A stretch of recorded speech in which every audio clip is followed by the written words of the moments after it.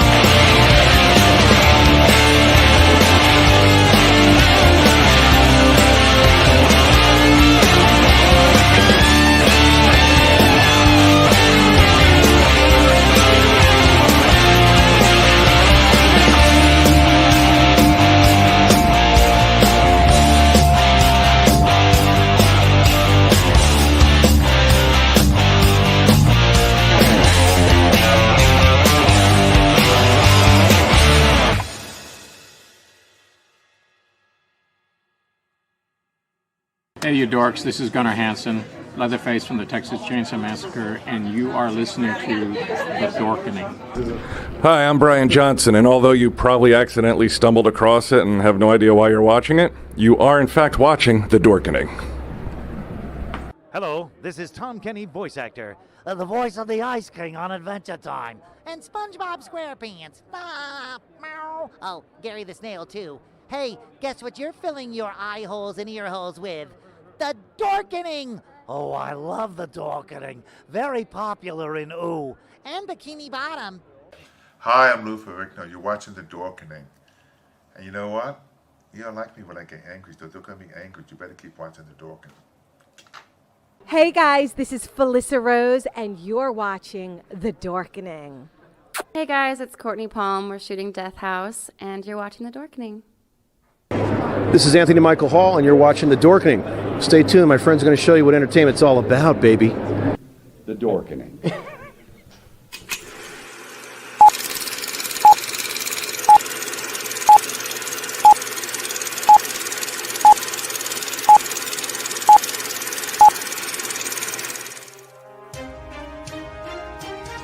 The Dorkening and all affiliated shows are not intended for anyone under the age of 18.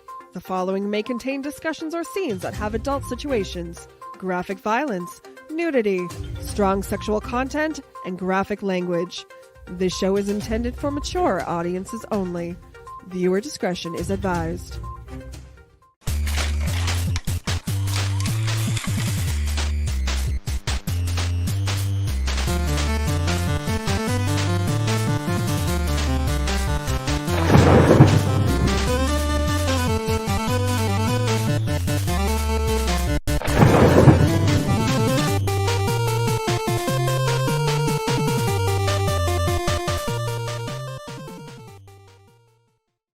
Rise and shine, my sinners.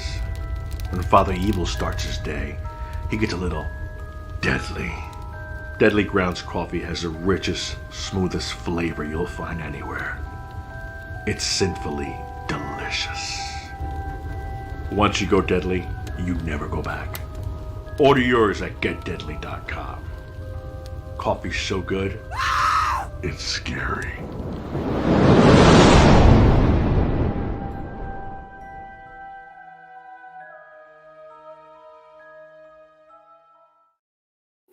Happy Monday, everybody. I hope you had an awesome weekend. My name is Leo. I'm the monkey behind the keyboard here. You're watching Creator Spotlight, powered by the Dorkening Podcast Network. We have an awesome show scheduled for you today.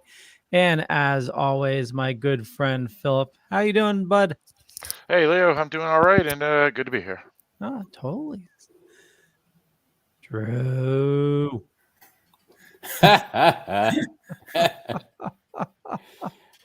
Everything you wanted and more. Hello.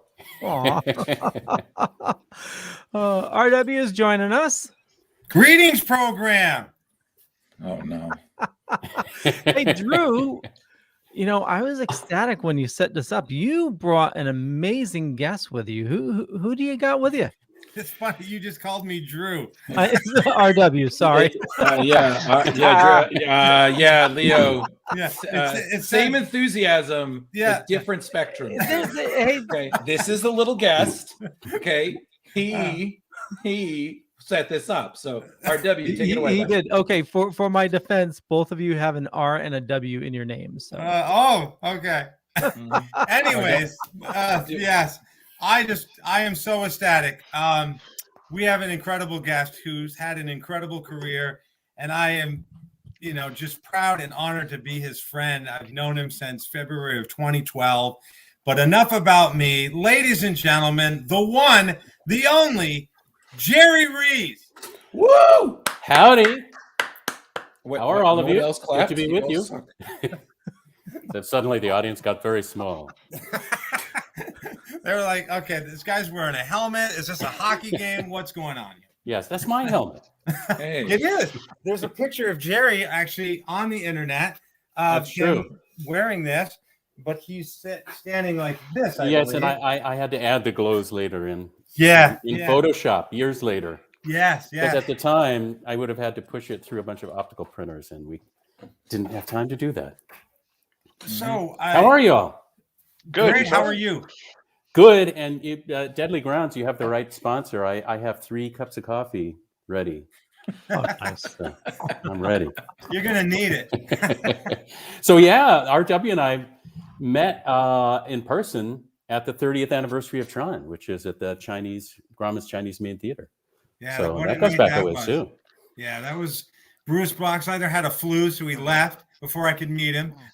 Oh, that's Now, right. Jerry, I'm curious. For folks who don't know anything about this something Chinese theater, what is that, and where is that? Grauman's Chinese Theater. It's the most famous theater in Hollywood. I would dare to say.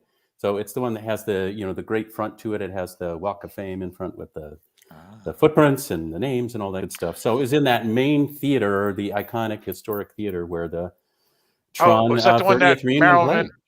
Is that the one that Marilyn Monroe and Jane Russell put their hands in or something? Yes, right. Okay, R2D2, C3PO, lots of people. Yeah. But it was amazing. The main theater was filled with Tron fans that were in great outfits, by the way. It's amazing. I had not expected that. I hadn't even thought about that. But suddenly it was filled with programs. Yes. It was great. I'm going to need to find a picture of that. Oh, yeah. There's some, there's, if you type in Tron 30th or Grommet, whatever you're looking for, there's a lot of 30th pictures out there. RW, I'm very disappointed you didn't come supplied with all the pictures that you must have taken. I know it wasn't digital back in those days, but still. I sent some to Leo, but he's slacking. He's calling me Drew. He doesn't have the pictures ready. I mean, I don't know what to say. It's true, Leo. You are slacking tonight. Yeah, he's clearly more handsome than I am. So like, how could you? He was wearing a hat. I had a toaster. We're clearly representing different parts of Mr. Rees's career here. So, which is what we need to do, because he's not, to me, he's Tron. I mean, if it wasn't for him, there would be no light cycles and there would be no recognizers. And again, I'm sure he'll delve into that a little bit and tell us what an incredible, how insane that was to do. But yes, he's not just known for that. He's got, the Brave Little Toaster. There's multiple lives. So I was at Disney Feature Animated before that. Then I was the only one from that feature animation department who jumped into computers on Tron. And then, after that, independent, Brave Little Toaster, and 21 theme park attractions, and counting. And each one of those is usually a fun challenge that's some aspect has usually not been done before. So it's a team has to get together and figure out how to do something for the very first time, and then make it worth seeing again and again, so that when you have people coming the 5th year, the 10th year, the 15th year, in some cases, that they even though the technology's gotten completely old hat, that still the story, the characters, the reason to come exists. And of course. So it's a super fun challenge. But yeah, I feel like I've sort of been through multiple careers, multiple sort of lives, and then right now it's sort of collision of it all as we get very immersive with where things are now. And it's funny, I was on a panel at USC. Mike Bonifer put together a panel, the grid from Tron to esports. And so we had like Susie Kim, she was general manager of the London Spitfire, the Overwatch League team, and Arash Markazi, who's a sports and esports commentator, and he was talking about, here I was, one of the people that helped design the game Grid back in the day, and now there are people out on the game Grid with millions of dollars at stake and making a living. So he was kind of saying it's all growing up, it's happening.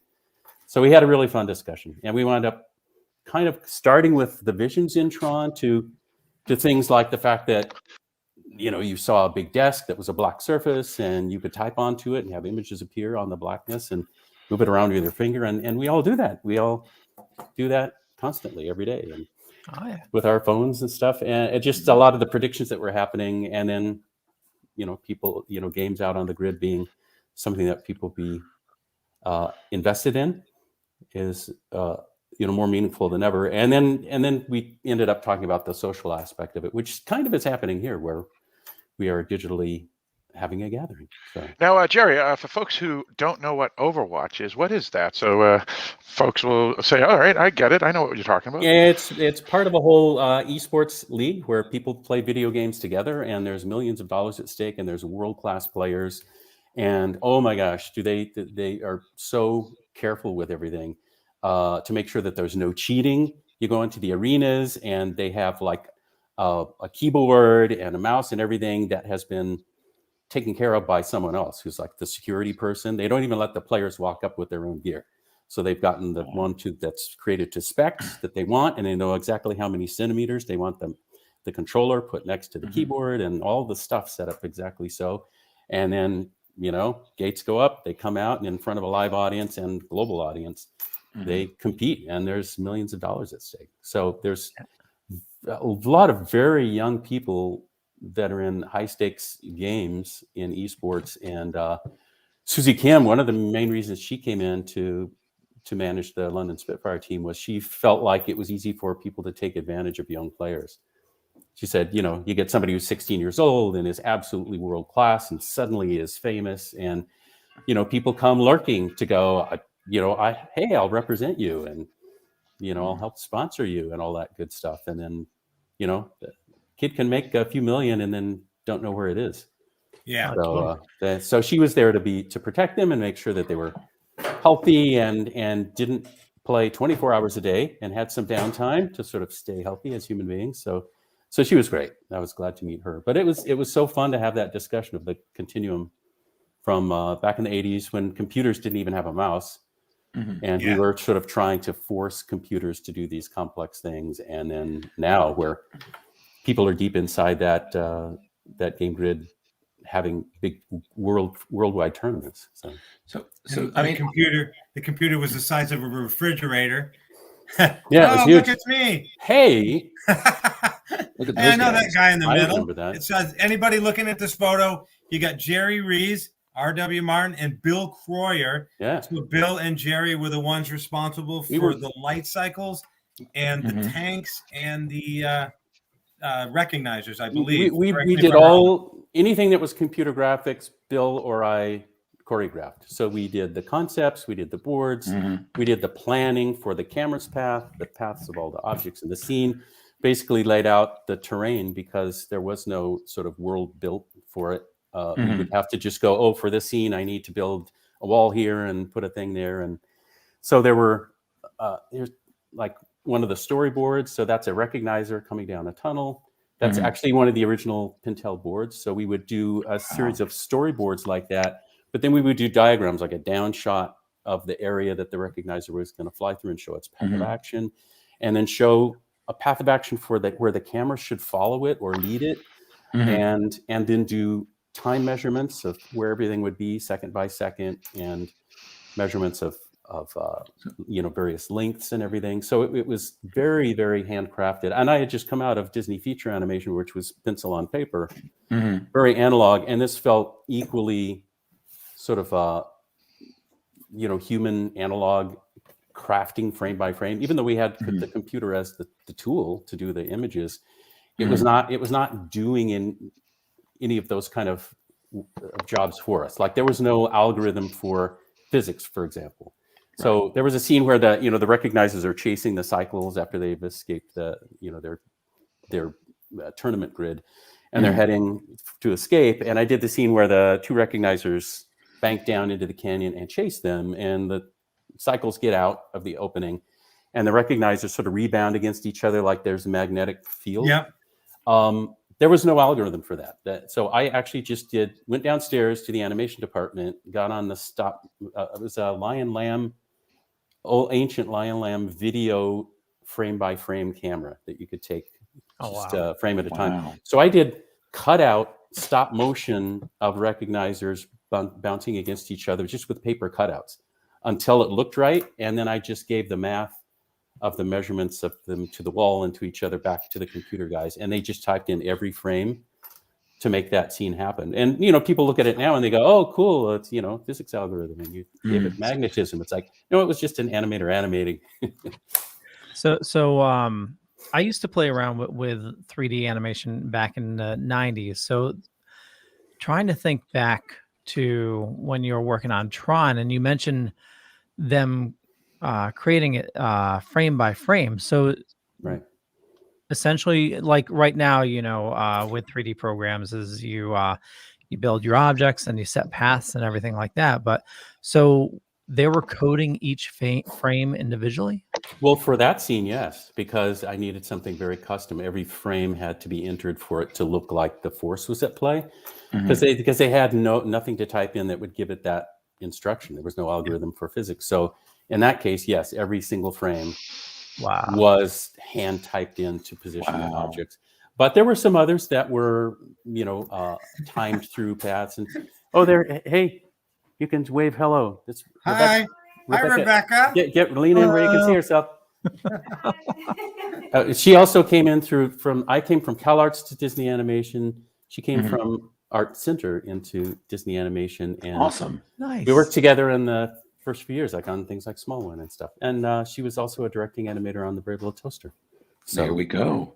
So on one of the featurettes on this, you and Bill talk about how you would type all this stuff in, but you couldn't see it. You had to send it somewhere and they had to see it. So is that well, actually part of the time that would happen, and you would get back things like, here's a Polaroid of the carrier.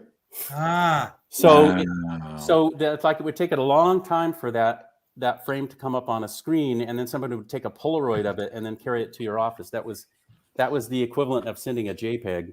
Oh, wow. So, but then we would also, a lot of times what I would do is take the boards and take the plans and actually go to the company. So I would go to III in Santa Monica, or go travel to Magi in New York.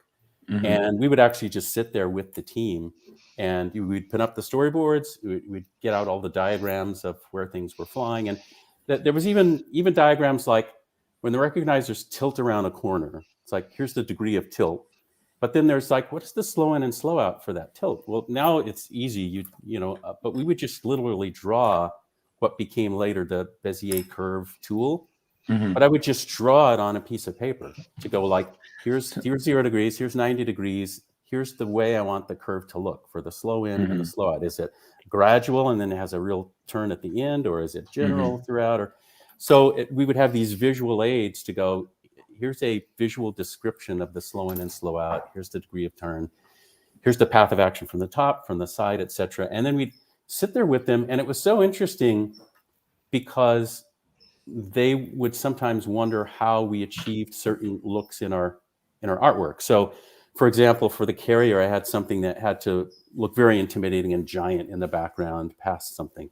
And but they did a frame, and here's what would happen. You'd have the discussion, you'd look at everything, they do the path, but then you'd sit there and it would take maybe 10, 15 minutes for one just linear frame to write itself on the screen. So it was just the lines, and it was about 15 minutes for one frame to show up without any action at all.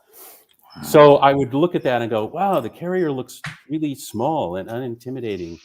And so I think what you need to do, because from my sort of cinema thinking when I was back as an animator and also getting ready to direct other things, I went, okay, you need to back the camera way up and do a longer lens. So it's more of a telephoto look that will stack things up. It'll make the carrier look gigantic in front of the thing. It's sort of like you look at the moon at the horizon and you use a telephoto lens to make the palm tree look tiny next to the giant moon. It's like you can't just can't do that with a wide angle lens. You have to do that with a long lens.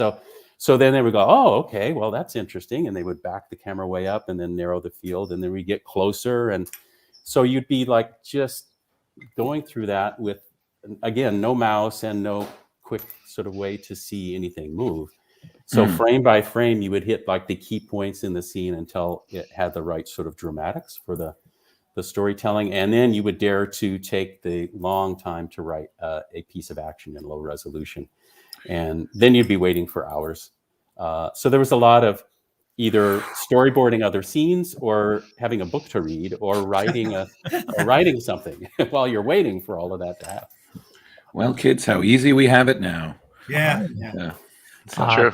Facebook users saying, did you envision some of the scenes in The Brave Little Toaster to be as scary as they were? Jumping ahead to Toaster, I'm happy to do that.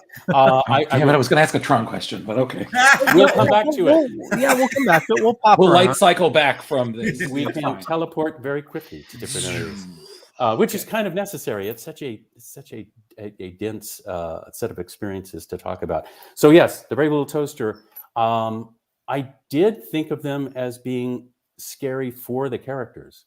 None of us that were making the film, and when I was directing the film, I wasn't making it for kids. I wasn't making it for any audience in particular. I was just making it for us as filmmakers. We were in our mid-20s.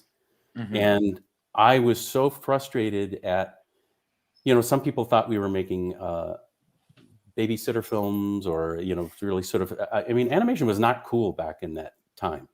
Right. People really thought of it as like, oh, there's filmmaking and there's cinema, and then, oh yeah, there's just animated cartoons. And so I really just wanted to make something that committed to the emotions that the characters were feeling and not sort of, hey, wink at the audience. Don't worry, it's scary, but not too scary. Characters are in trouble, but they'll get away. It's like I didn't want any of that. I wanted to sincerely go, what if I was in their place? What would it feel like? Let's try to really do some filmmaking. Let's try to make some cinema. And despite them being like little goofy cartoon character appliances, commit emotionally. So when they're doing something like, sinking in quicksand, there's a scene where they're sinking and we're tied to the vacuum originally, trying to carry it along. And it had slipped in, and now they were tied to the reason they would die, which is to be, he was going to be the weight to pull them all down to their doom. And one by one, they're going under, and Blanky's about to get pulled under, and Toaster is really freaking out and calling to the blanket to untie itself. And bless his heart, Timothy E. Day, the little boy that did the Blanky voice, he was so wonderful. He would so commit to the emotion of whatever was going on. In fact, he would ask me, it's like, what's the character feeling right now? It's like he wanted to know the motivation. That's a cliche, but he would ask for that, and then he would just nail it. Oh, and I said, well, you're absolutely scared, and you think you're going to die, but you're trying to make Toaster not feel as bad about it. So when he says, he looks at her and he goes, I'm not scared. And when he says, I'm not scared, there's a little quiver in his voice. And you could tell he's petrified, but he's actually trying to make her not feel so bad as he's pulled to his doom. I'm just getting emotional hearing this. Oh my God. well, and we just went, that's what they would be going through, So all of us making it just committed to say we want to have the characters believe their own world. We want to feel it with them. We don't want to wink to the audience where things are going to go, or if there's going to be redemption at all until redemption comes. So, because then if it comes, you'll feel better about it. If you don't already have the hint of how it's gonna happen. So, I think that commitment made it. People call it a dark film, which surprised me. Deanna Oliver, who did the voice of Toaster, and I went to Cal State Northridge quite a few years ago, but it was the first time we were ever aware of people that grew up with it and now were in college and were fans of it kind of a second time, because they told us stories about, they get together in the dorm and they go, hey, you saw the Real Little Toaster too? Let's go get a 12-pack of beers and let's watch beers and watch Toaster.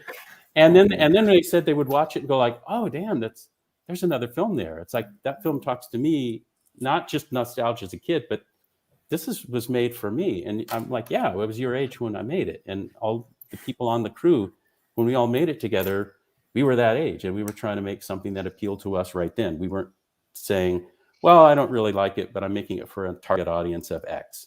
It's like, no, we wanted to make something. We were starving to make something that we cared about. And we had hardly any money and we had to race through it. But that part was something we agreed on. And so these college kids would then say, well, how did you make it such a dark film? Because it scared the shit out of me when I was a kid. But then I saw it later and I couldn't stop watching it. I still watched it. And then later it appealed to me and I realized, oh, there's stuff in the writing and the performances that's meant for me right now at this age. And like, how did you make it so dark? And Deanna and I would look at each other and go, well, we didn't think it was dark. We didn't set out to make a dark film. But then it would happen again and again. People would write to me and say the dark film. And that word was used more than anything else. So I guess, Phil, your dark discussions, it's like, it should appeal to your base there. But yeah. But then I was talking to them about it and I said what I described to you guys about us committing to have the characters believe the world and feel what they would feel. And, like that was a given. But then also there were a couple other reasons it probably felt dark. One was David Newman's score. He absolutely committed to a full-out emotional score. And in fact, he told me in general, and I was great. I got to work with him a number of times after that on projects. But he, right then at the first thing, he as he was watching us put the film together for him to score, his description of it was, "It's so sad. It's so sad." And he felt like what the characters were going through, he's so related to. And he said in his writing, in general, that he had this philosophy that whenever he writes something happy, there's inherently a little bit of sadness mixed in, because it's not going to last forever. What the happiest thing is still a temporary thing, that happiest moment. So he said it's inherently sad while it's happy because it's not going to last. It's going to be here for a while. So the happiness is sad. So he would embed that in the music.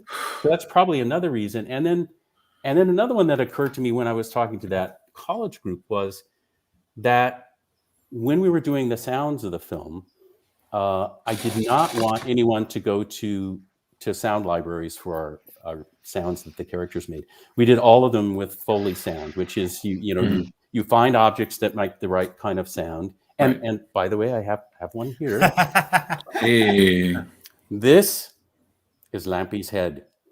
So I was looking for, and I'll let you hear it just so the tension is gone. So go find your place to sleep, you little fuzzball. So that is Lampy's head. Wow. But I had to look all over Los Angeles before I found that pan in our own kitchen. But for every character, I went out with an assistant from the editorial place, and she and I scoured like used appliance shops and secondhand shops and prop shops and everything, and we're looking for things that would sound right. And so we were going up to everything and tapping and stuff, and the proprietors of the store would come up and go, "What are you doing?" And say, well, I don't care how this lamp looks. I care how it sounds. I'm trying to make it. Does it make the right sound? And so they thought we were a little bit nuts, but we found the right thing that would make the creaky neck for Lampy, and we found the right that was Lampy's head, and it was on the stove. Rebecca, was using it very recently. She was still cooking with it, and I finally said, it's Lampy's head. Someday it should probably go in a little plexi case somewhere with the label Lampy's head on it. So maybe don't use it on the stove anymore. So she finally retired it to a spot of its own. But we finally found all the stuff that made the characters really seem like themselves, and it was nice that every little creak and groan and thump that happened during the entire film, you never went, oh, that's from Huckleberry Hound, or I heard that in Sword in the Snow. And it's like it never took you out of their world. So that's another reason it might have had this sort of reality that people would interpret as dark. It's like, while they're going through this troubled times, there's nothing, the music is keeping you there, the performances are keeping you there, the sort of the drama of the cinema and that's sort of the psychology of it, I tried to keep it there. And then even the sound effects were keeping it there. So and it's funny because I feel like, Mr. Rees, there were 2 points. Well, one is a question, and a point to make, is that you brought up that at the time, animators were kind of looked down on a little bit. Like it was almost like a joke profession. And it's funny because I remember in interviews how people that in comics, like the greats like Stan Lee, Jack Kirby, and a lot of others like them, they got looked down on because they worked in comics. Like, oh, you're working in comics. Like, what a joke. Like, and then now these are iconic creators who are considered legends of their media. And now it's the same thing with animators. Back in the day, you guys were essentially writing the textbook that future filmmakers and whatnot would base their own work on. So in some ways, you inspired a legacy that you didn't even know that you were doing, simply because it was a job. You were just telling a story. And we were trying to do a better job with that than, we none of us looked at it as a job. We at least at people I hung out with, we all looked at it as a passion that we couldn't escape. Like we had to do this. But in actually putting something together, it does become a job with a budget and a delivery date and methods to get through the scenes every day. So it does, there is the job part of it, but it's being driven by these passions. And so our desire was to always stay in the passion and not sink into, well, at least it's a job. Because as a job, it was not at the time a very sort of well-paying or cool job to sink into. If you were like just a job, there are a longer list of better just a jobs than what we were doing. But for example, the first time when I was madly writing to keep ahead of the rest of my staff as we're getting ready to record voices on Toaster, and I brought in some people to read, and they read a few pages, and I just hated the pages. I hated what I was hearing, and it was because they were lapsing into the, it's just a cartoon. I don't have to really act. I just have to do something goofy. I have to do a funny thing. And then that would happen again and again. And I was just like, oh my God, I know when I was writing that line in my head, it was definitely better than this. So Joe Ramp said, I'm taking some improv classes down at Groundlings Improv Theater. And there's some really amazing actors down there that are just getting discovered. Maybe we should go hang out with them. So I'm absolutely, let's go. So we went down there, and I practically rated the Groundlings Improv by the time it was done. So Tim Stack and Dan Oliver and John Lovitz and Phil Hartman and Judy Toll and Mindy Sterling, they were all from the Groundlings group.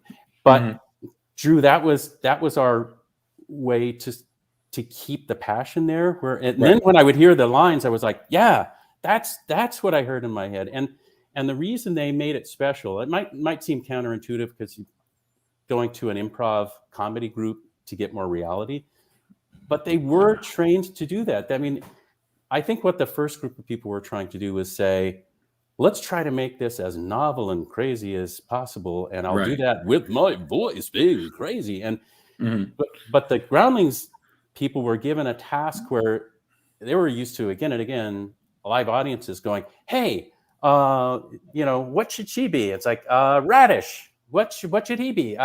Stalk of celery. It's like, what happens? They fall in love at a bus stop, and they would have to make that plausible. Right. It was already insane, and their task was not to keep it insane. Their task was like, how do you possibly make it plausible that a radish and a stalk of celery fell in love at the bus stop? And if they really make that believable, then they did their job. And so they were used to like go past the novelty to the part that you can relate to. Right. And so that's what they locked into. And then, so then through that, then I think that, I mean, it was, we were considered very strange. What we were talking about with Tron, 30 years later, you're seeing this, you're still seeing people dressed up, and not just like dressed up like 1983 Tron.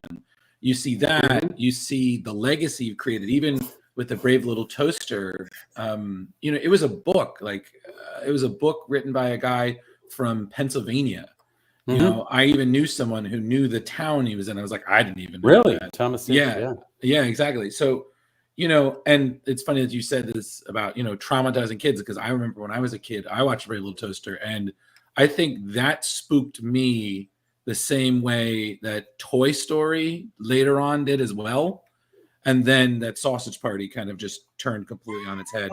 But it was just, and I agree with you, because you're not watching appliances being crazy, cartoony appliances.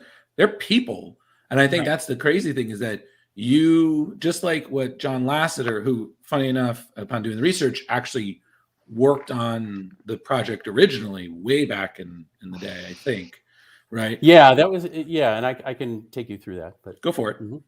Set it up. Well, go ahead and finish your thought. Well, essentially, what I'm saying is that they took it where everybody had toys, but it was about imagining toys come to life. Everybody has a toaster, a vacuum cleaner, an air conditioner, and whatnot, and you just think, oh, the switch, they're on. But it's one thing to think that, but another thing is like, what if they have feelings? What if they really enjoy when you pick them up and use them and everything, and then you're like, holy crap. Like, mind blown. Well, and I think something Thomas Dish tapped into, that when I took over and retooled the story, did the Etch-a-Sketch shake and start over from the novella, was something that I really tapped into in his writing, was that there's a desire that people have, that we all have, to be useful and to be loved and to do our job well. And if you're specifically an appliance that is built for a function, it's like, if you do the function well and your owner is pleased, that's something that's very fulfilling. And if you don't, and the function isn't going well and your owner isn't pleased, first of all, you would not be proud of yourself, but also that's reason for someone to get out look for the newer model, or you might be headed for the junkyard. And it just seemed like that so relates to us wanting to be useful in our jobs, in relationships, and feeling like nobody wants to be, last decade's model of us, and we don't want our warranty to wear out. So he sort of tapped into this metaphor for how we see our place in the world and our usefulness and our utility. And I felt like I really wanted to tap into that. Originally, Tom Wilhite called me, and I'll do like a little zigzag here, another leap quickly. I had spent 5 years alongside Brad Bird. We were trying to get Will Eisner's The Spirit comic book off the ground as an animated feature, which we dearly loved. We were passionate, obsessed about. Great. At the end, we had almost the entire film storyboarded by the time we finally had to pull the plug for the time being. But would have been cool. On when I finally stepped away, and Brad and I both had really had to finally call it quits. Gary was continuing to be our angel investor and writing us a check, and it wasn't huge, but he was keeping us alive week by week with a check to support us, just to follow our dreams. It was amazing. But after several years of that, I went into his office and said, and I knew he was actually going through a bankruptcy at the time. That was very difficult. And I said, well, I know you could use one less check to write. And so I'm going to step away and resign. But if we ever get the Spirit going, I'm right back in a heartbeat. But as soon as that happened, the phone started ringing. And there's people back in LA because I had moved up to Marin County for that. And so Brad and I were in Gary Kurtz's renovated schoolhouse up in San Anselmo at San Rafael. And so it was Tom Wilhite, and he said, you got to come see me back in LA. There's this film that I want to do. So he explained to me that Lasseter and Joe Rampt and Brian McEntee had started to spin the wheels on this novella, The Brave Little Toaster. And it had, things had fallen apart. John had left the studio or had been fired. And Wilhite took the property with him. And he said, the state that it's at is people look at the little bit of development that happened and they tell me it would make a nice short. It's like, but not a feature. I don't know why you're thinking this is not a feature. It's a short. It's like Susie the Blue Coupe. It's like a Goofy short or something. This is not a feature. But he said, I believe it could be a feature, but it needs major development. It's like the story itself, the development we did so far does not show anyone the feature yet. So, but he said, I think you're the guy that could turn it into a feature-shaped story. And if you take it on, I can give you the creative freedom that you've been dying for. I know you've been trying to get the Spirit off the ground. You're like salivating to try to do something creative. Well, I can give you absolute creative freedom. He said, I can give you that. I can't give you hardly any time because it's going to be, and we have hardly any money to make the film. So I can't pay you much, but I can guarantee you will have creative freedom. So I said yes. My friends thought I was crazy because their perception was gritty film noir. Will Eisner's The Spirit, me and Brad and John Musker and Glenn Keane and Daryl Rooney and Harry Sabin and just on and on, Daryl Van Sitters. There were all these people that were participating from down south, like that group doing kick-ass The Spirit or the brave Little Toaster. And they assumed it was like a kindergarten movie. And I just said, look, it's whatever we make it. I get creative freedom. I'm going to make this thing cool. So I just said, trust me, I could tell the story of a Dixie cup and make you care. And then I did a little story of a Dixie cup and it would make you care. So I just dove into it for that reason. And when I went on, they had a lot of things not worked out. So the version that had originally been toyed with had, there was no reunion with an owner. So they never get back together. So I went, well, that's frustrating. And it doesn't happen in the book either where they wind up together. So I just went, I would like a film where they do ultimately, after all the trouble, wind up back with an owner. But then I was going, well, if the person really abandoned them, that's like an owner that really sucks, right? It's not a good owner. And then I went, well, okay, maybe if it's a kid, so it was like that they really bonded with. So it wasn't the adults in the family. So if they move away, it wasn't the kid's fault. So then it makes them more blameless. So, okay, let's put that in the story. So it's like a reunion and a kid, like both of those weren't even there in the story that had been explored previously. And then going, well, there's also, I looked at Brian's amazing sketches of the junkyard, and that was supposed to be in the middle of the story. That wasn't the finale. That was something they survived, and then they went on with the rest of their story. And I just went, oh my God, Brian, this is amazing. This is the graveyard appliances. This goes at the end of the movie. Shove this way over here. So I changed the structure to go over there, and then I went, okay, there's also no story beat been explored where the toaster has to be brave. Where's that final moment where the toaster's bravery matters? So I went, okay, there's a kid, which wasn't in the story. There's a reunion, which wasn't in the story. He's grown up. He winds up at this amazing, horrible junkyard, and maybe he's in trouble, and the toaster sacrifices itself to save his life. Okay. So none of that was in the book or the Lasseter version of the stuff that happened before.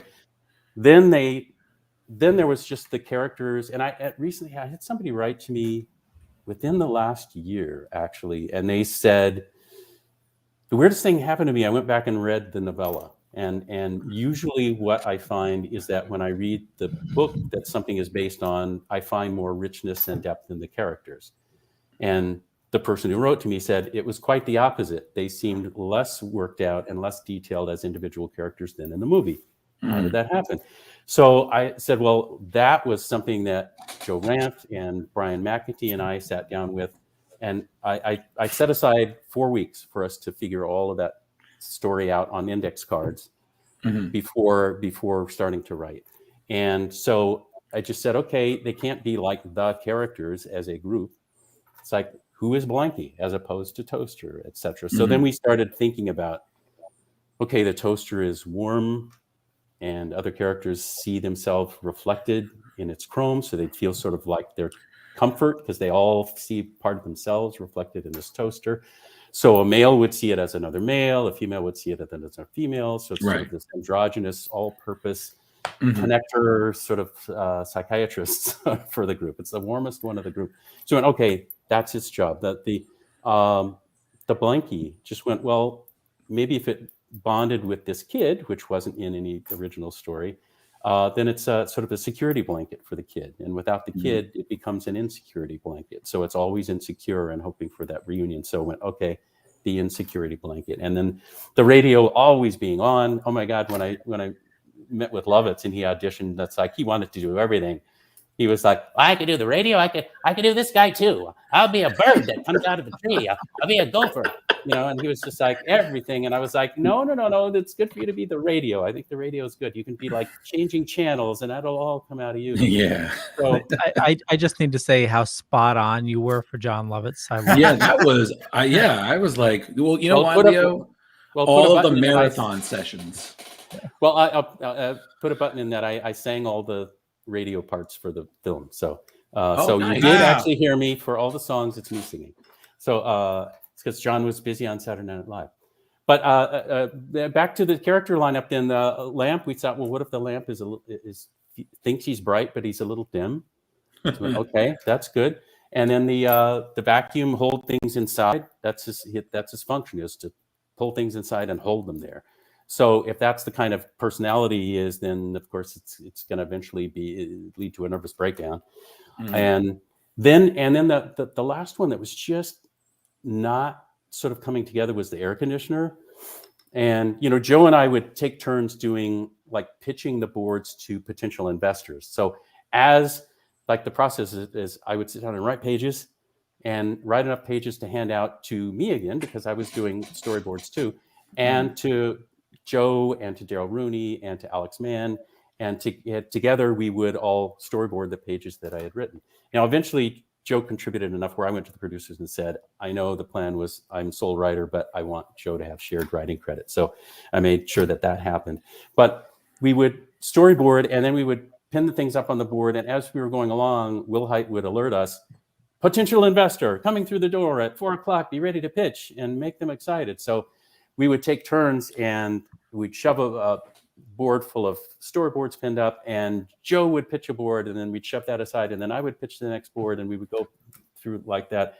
And when we get to the air conditioner, it was just kind of angry, and we just generally had angry talk and stuff, and it just, all the other characters seemed very specific, and that didn't seem like it was satisfying the bill. So we started sort of goofing around just with different things to entertain people. And so I started kind of doing this Nicholson thing, when I was pitching it one day, and Joe did the same thing, So we started playing with that, and I went, oh my God, I think this is it. Because who's more cool than Nicholson? So that's the cool part of the air conditioner. And then above everyone else, because it says looking down on everybody. But that also makes him separate and feeling unwanted. So I just went, oh my God, there it is. And I locked the door and wrote that entire scene in one sitting with the door locked. And it never changed. It was just a matter of boarding it and going. So looking for those things to lock a character into a specific personality was key.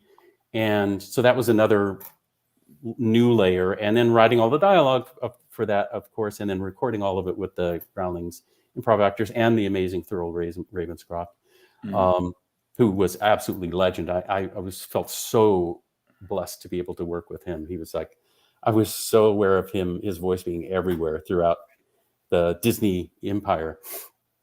I don't know if you guys were. That was the last voice I became aware of. I knew all his other voices before I knew Tony the Tiger. That's awesome. You're a mean one. Oh dear God, Mr. Grin. Yeah. every Christmas. Yeah. So I did have one more question then, because I don't want to monopolize this. Well, one, now I can't escape the image of the brave little toaster, but with like the spirit mask on and the fedora on top of a rooftop. I'm like, wow, I gotta try drawing that. I'm no artist, but I was like, that's really funny because it's kind of yes. So I was when I was doing my research, it was that you had to cut out 20 minutes of the film to kind of, and that footage, we've never seen it. And you know, we're of an age where fans can demand a Snyder cut and get 4 hours that some people were asking for. I'm going to withdraw this because I one, do not want to get canceled, and two, that's not what this is about. But you know, we're seeing more and more like director's cuts and things like, especially you see it a lot in superhero things. You know, use the Donner cut of Superman 2. God bless his soul.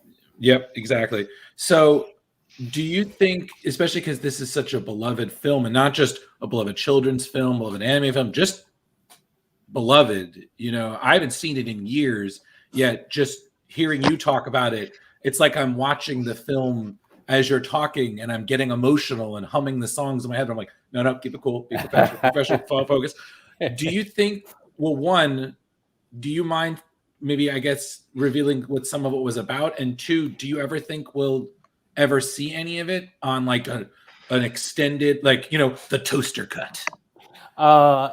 Actually, if it ever were to happen, it would have to be in storyboard form, because I shortened it before it went into animation. Because in the whole giant rolling ball of production, like the Indiana Jones trying not to get squished, there was the writings a few pages ahead of storyboarding, slightly ahead of layout, slightly ahead of planning for shots. And then, you know, we all went overseas and worked for 6 months straight, 7 days a week, making the film there. And as I was putting all the scenes together on it was a flatbed editing machine. And the editor at the studio there hadn't worked on that format before. So I would sit with him every day. And I would, you know, when we were doing the storyboards, we were very specific. Of the four of us that were doing the storyboards would, you know, had done animation before. Right. So we would do poses that were very akin to key poses that an animator would do to help tell the story. So it wasn't just one sketch to represent a scene. We would break down 5, 6, 8, 10 poses that were key poses in that scene. And as we put the film together, I was still assembling the film ahead of animation production sitting there in Taiwan.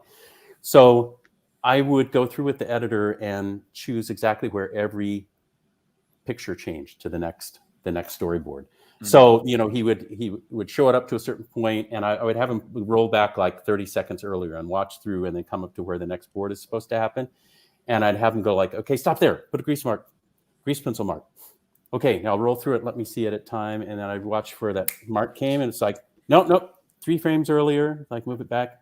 Let me see it again. I'd see when the grease pencil mark would hit right where I felt intuitively it should happen. I'd say, okay, make the cut. So he'd cut the next board against that. So I was timing the entire film very meticulously. And as I was getting, so we were discovering the length of the film while I was doing that. It's like, there wasn't an established length. It was just the length of whatever it was going to be. And Chuck Richardson, our wonderful production manager, came to me and he said, you realize it's already getting way too long. It's like, you're going to be past 90 minutes. And we just can't get that done in the 6 months that we're here on contract. Every day I had every animator doing back at Disney what would have taken 2 weeks to accomplish in one day. So it was just insane rates already. And he said, it's too long. So I started going through, and 2 things, one that drove him nuts, bless his heart, he told me later. He said, I started going back and doing like 1 million micro cuts instead of like, okay, I'll take this sequence out. I'm like, but I love everything.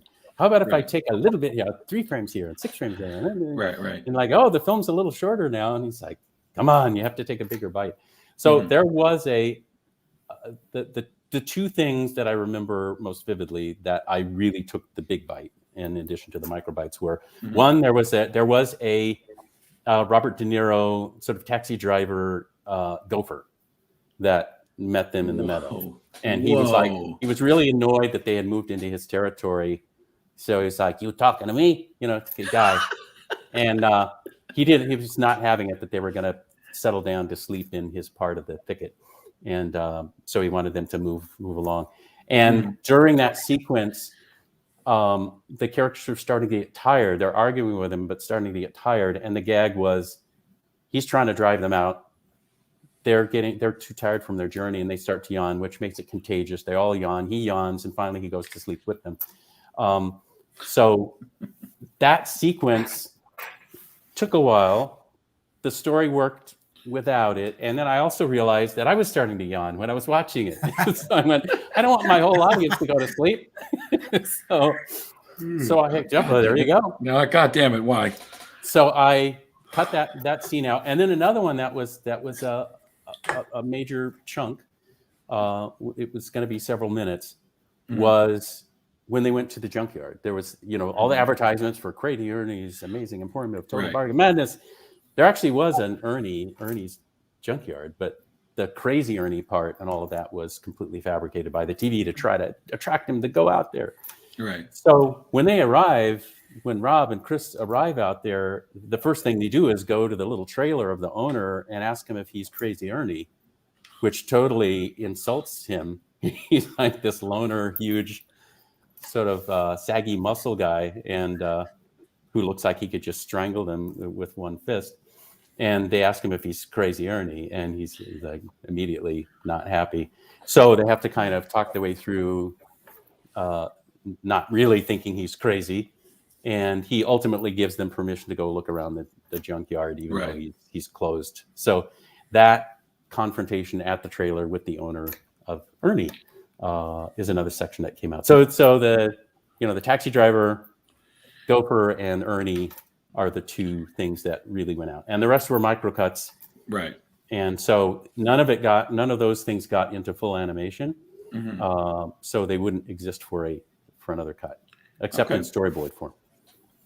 So that's so cool. Wow. So this was all. The entire last half hour was from that wonderful person who texted that I think that things were scary from Toaster. And I should just segue. I'm going to take another 5 minutes. Yeah. On that same question. When growing up and watching the Disney features, there were things that were scary as heck to me. I mean, in Pinocchio, when Lampwick is changing into a donkey and his hands are devolving into hooves and he's going, "Mommy!" I mean, to me, that was friggin' horror movie. I mean, that wasn't like charming kids film at all. It just was drama. And Pinocchio is face down in the water, drowned, and they lay him out on the bed. He's dead. And so I was used to that kind of Grimm's fairy tale, heightened, like just go completely for the emotion kind of thing. And of course, we absolutely wanted to keep that going with something like The Spirit. But Brad and I went during our college. We met as we were starting college. I was teacher's assistant for year one of CalArts character animation program. So I had already been tutoring during high school in my teens with Eric Larson, who was one of Walt's 9 Old Men, was the famous group of animators. So from the time I was 17, 18, I was still junior and senior in high school. I was already going in and tutoring with them. And then as I was graduating from high school, they said, we're going to start this thing called the Character Animation Program. Would you like to be teacher's assistant for year one? And so I said, yeah. So I went out and did that. And so from that time, Brad and I really felt that we were kindred spirits. We loved Coppola and Lucas and Spielberg, and we were determined that animation could fit in that canon of work and have those kind of moviegoers go to see it. And God, I remember vividly, and actually John Musker and Doug Loeffler and other people from our class.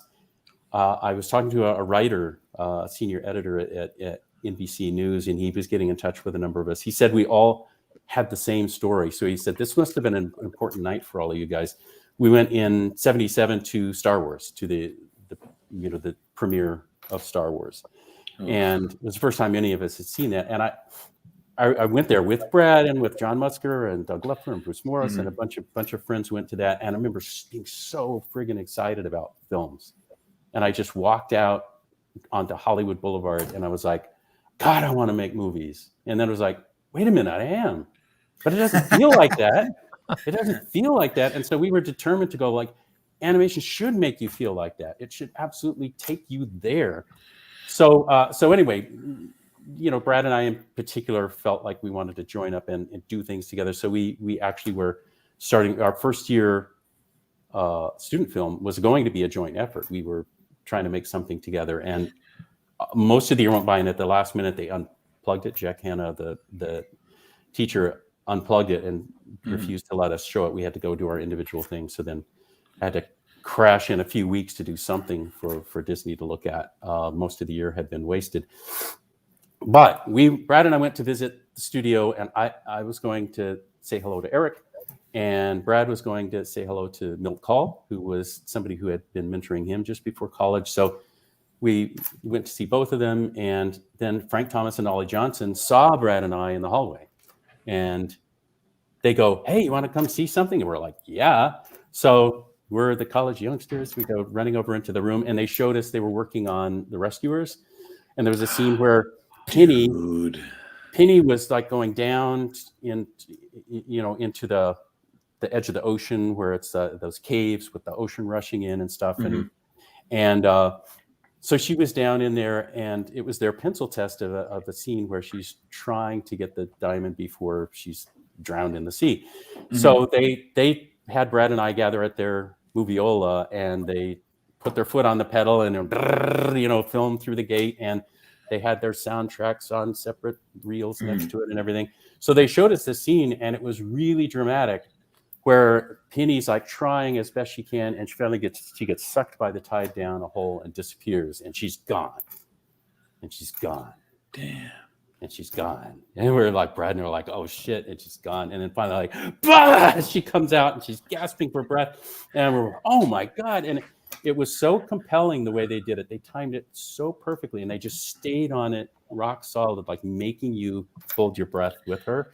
And it was so effective. And we just went, wow, Frank and Ollie, that's amazing. That takes me right back to your prime days. And they said, well, you're probably the last two people that are going to see it, because Wooly Reitherman wants us to cut it out because it's too scary. What? Going back to the original question that was texted on here about being scary. So we started talking about Snow White and Pinocchio, and she's the poison apple. She's dead. She's in the coffin. It's like, oh my God, you guys have never been afraid of things that were emotionally compelling and scary, because it's like coming out of that, surviving that is the reason you care so much. And so anyway, they said, well, don't convince us. Like, you need to talk to Wooly. So we said, well, we will. So they actually got on the phone and they called Wooly Reitherman, and they sent Brad and I up there. So we went right up to his office, and Wooly was directing, and us two college punks like talked his ear off about how he was chickening out, and like their iconic features and what they used to do, and how dare he lose the spirit. And anyway, he was very sort of nice and patronizing, and talked about, well, back in my day, we had to, instead of paper, we had to take if we cut very slender pieces of wood, and we would drill holes for the peg holes, and he just told us silly stories. So, but anyway, we left there going, here we are, compelled by Lucas, Coppola, and Spielberg to take animation into their canon of projects, and we felt, looking back at the Disney features, we felt like Walt and the team was doing that back in the day. Snow White was serious cinema back in the time. Pinocchio was serious cinema back in the time. So we felt like if we get on that bandwagon, we're continuing their tradition. Right. And to realize that at the current day that we're trying to make that come true, our idols can't get their scenes approved because it's too scary. And we just went, wow, if they can't get it done, if Frank Thomas and Ollie Johnson can't make the case, who are we to make the case? So that was something that really motivated us to look beyond Disney at the time, to leave Disney in order to do things that were more classically Disney in their drive. So anyway, so that brings me full circle to the original text question, and now I'm ready to jump wherever you want to. Dear God. Leo, how long do we have? Like, I feel like this is going to be a 3-hour thing, and I don't care. That's so funny. I told Leo earlier, I go, this is going to be a 4-hour podcast. And he goes, no, we aren't going to be 4 hours. And now you just said 3. That is awesome. Yeah, Leo, I'm sorry. I have things to do tonight, but suddenly I was like, I don't care. I could listen to this man talk forever. You understand? You mentioned horror. Like, I have, ever since I saw the Grave Little Toaster, I have such a suspicion of giant crane magnets. Like, anytime I see this, I was like, I see you up there. I see you. But remember, the giant magnet was just doing its job, remember? Because it wasn't being mean. It's like that was its function. Yeah. It's like the same way that the toast is not being mean to bread when it burns it or it makes it toasty. It's like, that's not being mean. It's its job. Well, the electromagnet's job is to take things and put them in the cruncher. I know, but I was still no. I was like, nope. Ever since I was a little kid, as far back as I can remember, I've always had an attraction for magnets. I'm done with you. So before we go off on another, thank you. I've been attracted to magnets. There we go. Before we go off on a million tangents, thank you. Yes. And you know this already, but I just got to bring it up again. Yeah. But this thing is probably lucky if it even still works because of the amount of times that I played this thing back in the 80s. Wow, Laserdisc. Not many people remember. Again, we talked about this one other podcast, but the RCA Selectavision disc, I would probably play this every day for 6 months. So when I say I've seen Tron 500 times, I didn't have a lot of RCA disc, and I would always pick Tron and just always. I dug today and found this ancient style guide back when we were making Tron. And you're sending that to me too, right? All right, for example. So here's Sid Mead sketches. Of what Sid Yori Mead might have stuff. looked Yeah. like. Nice. So there's a whole bunch of that kind of stuff. Just, hundreds of pages. There's another version of what she might have looked like. That's awesome. There's he was doing Dumont controls and stuff, and just on and on. It's filled with stuff. Tron-y stuff. That's so cool. That's amazing. So there's and I was saying some original boards that I still have from the shots that I planned, and then some miscellaneous ones that just like Andy Gaskell was doing boards along with Mobius and myself, and so there was just some extra ones that just wound up in piles, in just piles of stuff where I should go through and sort out the things. I remember that I started out boarding production boards for the live actors before moving to the pure CG shots. So I should tell you this. It meant a lot to me when I went up to work on Tron, and I just first went up and knocked on their door and asked if there was a place for me, and they welcomed me in, and they took me around to look at the facility up on the 3rd floor, and Jean Giraud was there, Mobius, and he was sitting there just doing these beautiful pin sketches, and he was very gracious. And so then it came time for them to say, okay, you're on the production. And then I was looking around for a place to sit, and they had run out of spots in this fairly small room. And Mobius says, "Pull up a chair. We will use the desk." So I sat for weeks on the same desk with him, just facing him. So it was a flat desk instead of a tilted one, and so I got to just watch him sketch, and I would try to concentrate enough to do my own. I think I was sort of covering my sketches as I was doing them. But he was so gracious, and he taught me Pentel pin techniques of how to line up the lightest, darkest ones and get ready as you're doing your sketch to be able to blend before the ink dries to the next tone and all that stuff. And remained in touch afterwards. And Arnie Wong and I, got together with Jean later. But I had just been such a fan of his. The Crow's Nest. So there's just tons of sketches and there's some. Yeah. The Cuckoo's Nest. That was Cuckoo's. Cuckoo's Nest was that was where I did. Brave Little Toaster was out in Cuckoo's Nest in Taiwan. Oh, okay. But wasn't Artie working at the Cuckoo's Nest when you guys did? Yes, I think they were working. They were doing the codoliths and all that stuff earlier. Yes, and then years later, I'm back at the same studio, then doing character animation. At You Got a Beauty there, RW.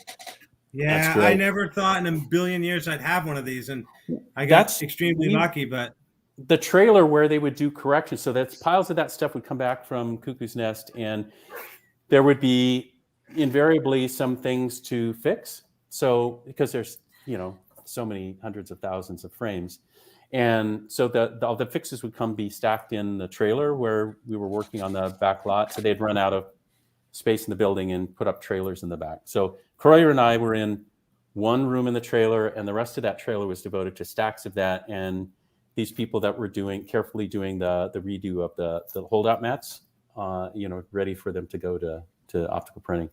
So we got to deal with all the fixes, and their sort of ink, their sort of paint smells came over into our space, and our toxic Pentel pin fumes, which were toxic, actually went into their space too. It's so crazy. Later they changed the inks because it was toxic. So I don't know. It did. I don't know if it did anything to us, but maybe it made us a little crazier, which is not always bad. But I know you didn't have a hand in this part of it, but a lot of people don't realize that for every frame of film for the circuits and stuff, they had to take the negative or whatever and blow it up this big and then change it to a positive and then hand paint everything that's black would be turned to white, and they'd have to paint all the little things hand painted like animation. Plus there would be a whole mat to cover, like, let's say that there were going to be some things that would glow blue and some that would glow red and some that would glow orange and yellow. Well, you'd have to mat out everything except what you wanted to be blue and send it through the frames through for the blue pass. Then rewind, and hopefully having the same exact alignment of frames and not being one or two frames off. Then have mats covering everything, including what you just did with blue, except for what you want to be orange, and have the orange filter on. Yeah, and then crazy. with pink, and then with lavender, or whatever you wanted to do. And so every single color was another pass through with mats holding out everything except what you wanted to turn that color. So it was insanely dense with human effort. And the Academy, Richard Taylor was talking about how the Academy really snubbed us. Yeah. Because they thought we pushed a button and a computer made the movie, and they didn't know how friggin' handcrafted that film was, and how many things were just being invented for computers to be able to do later. Go ahead. I was just going to ask Jerry, for folks who are familiar with the Cuckoo's Nest, what is that, and how did you get involved with going there? James Wong was this wonderful guy in Taiwan that had a studio, and he made his studio available to all different kinds of animation and film studios around the world to come there to get work done. My main interaction with him was when I went there to do the Brave Little Toaster back in 85, 86. But years earlier, somebody else, John Sheely, I think from our team, had gone to search him out to find somebody who could do the mountain of work that we needed for the opticals for all that matte work. And James had offered the kind of staff, the amount of people to do that detailed hand work. And so that sort of opened the door to being aware of him. And he, Tom Wilhite, who had worked on Tron and then on Toaster, he was a producer that bridged both films, went and knocked on Cuckoo's Nest door again about the Brave Little Toaster. And James Wong, who ran the place, said, well, I'll give you a price break on the Brave Little Toaster, because I know that your people have been Disney trained. And he knew that I had gone through CalArts in its first year, and that I was in the first wave of people pulled out of college into Disney after 2 years of college. They dragged 4 of us over in there. I was one of those first 4 people. And so, and then some of the other people were fresh out of college. And I had several films under my belt by that time. So I had, before jumping on to Tron even, I had been involved with The End of Pete's Dragon, and then The Small One, and The Fox and the Hound.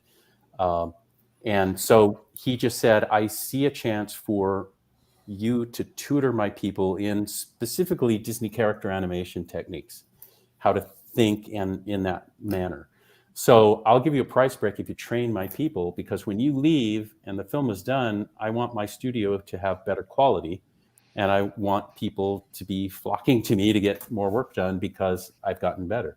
So that was the arrangement. And so it was great to start on Tron, where it was just the first, just like piles of work, no time to think about anything. And then him now saying, I specifically want you to come in to do, yes, we will get a production done, but the key thing is there will be training of a whole philosophy and approach of how to animate for characters that have thoughts and feelings and seem to be alive, the illusion of life thing.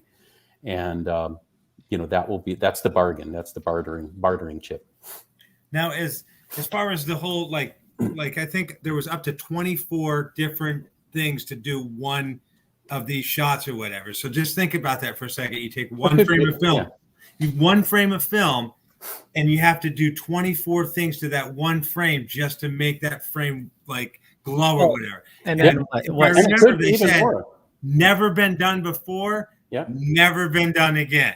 Oh, so it would never be done what again. you guys did was a one-time thing to solve the problem of how are we supposed to do this. So it's crazy if anybody watching is thinking about that.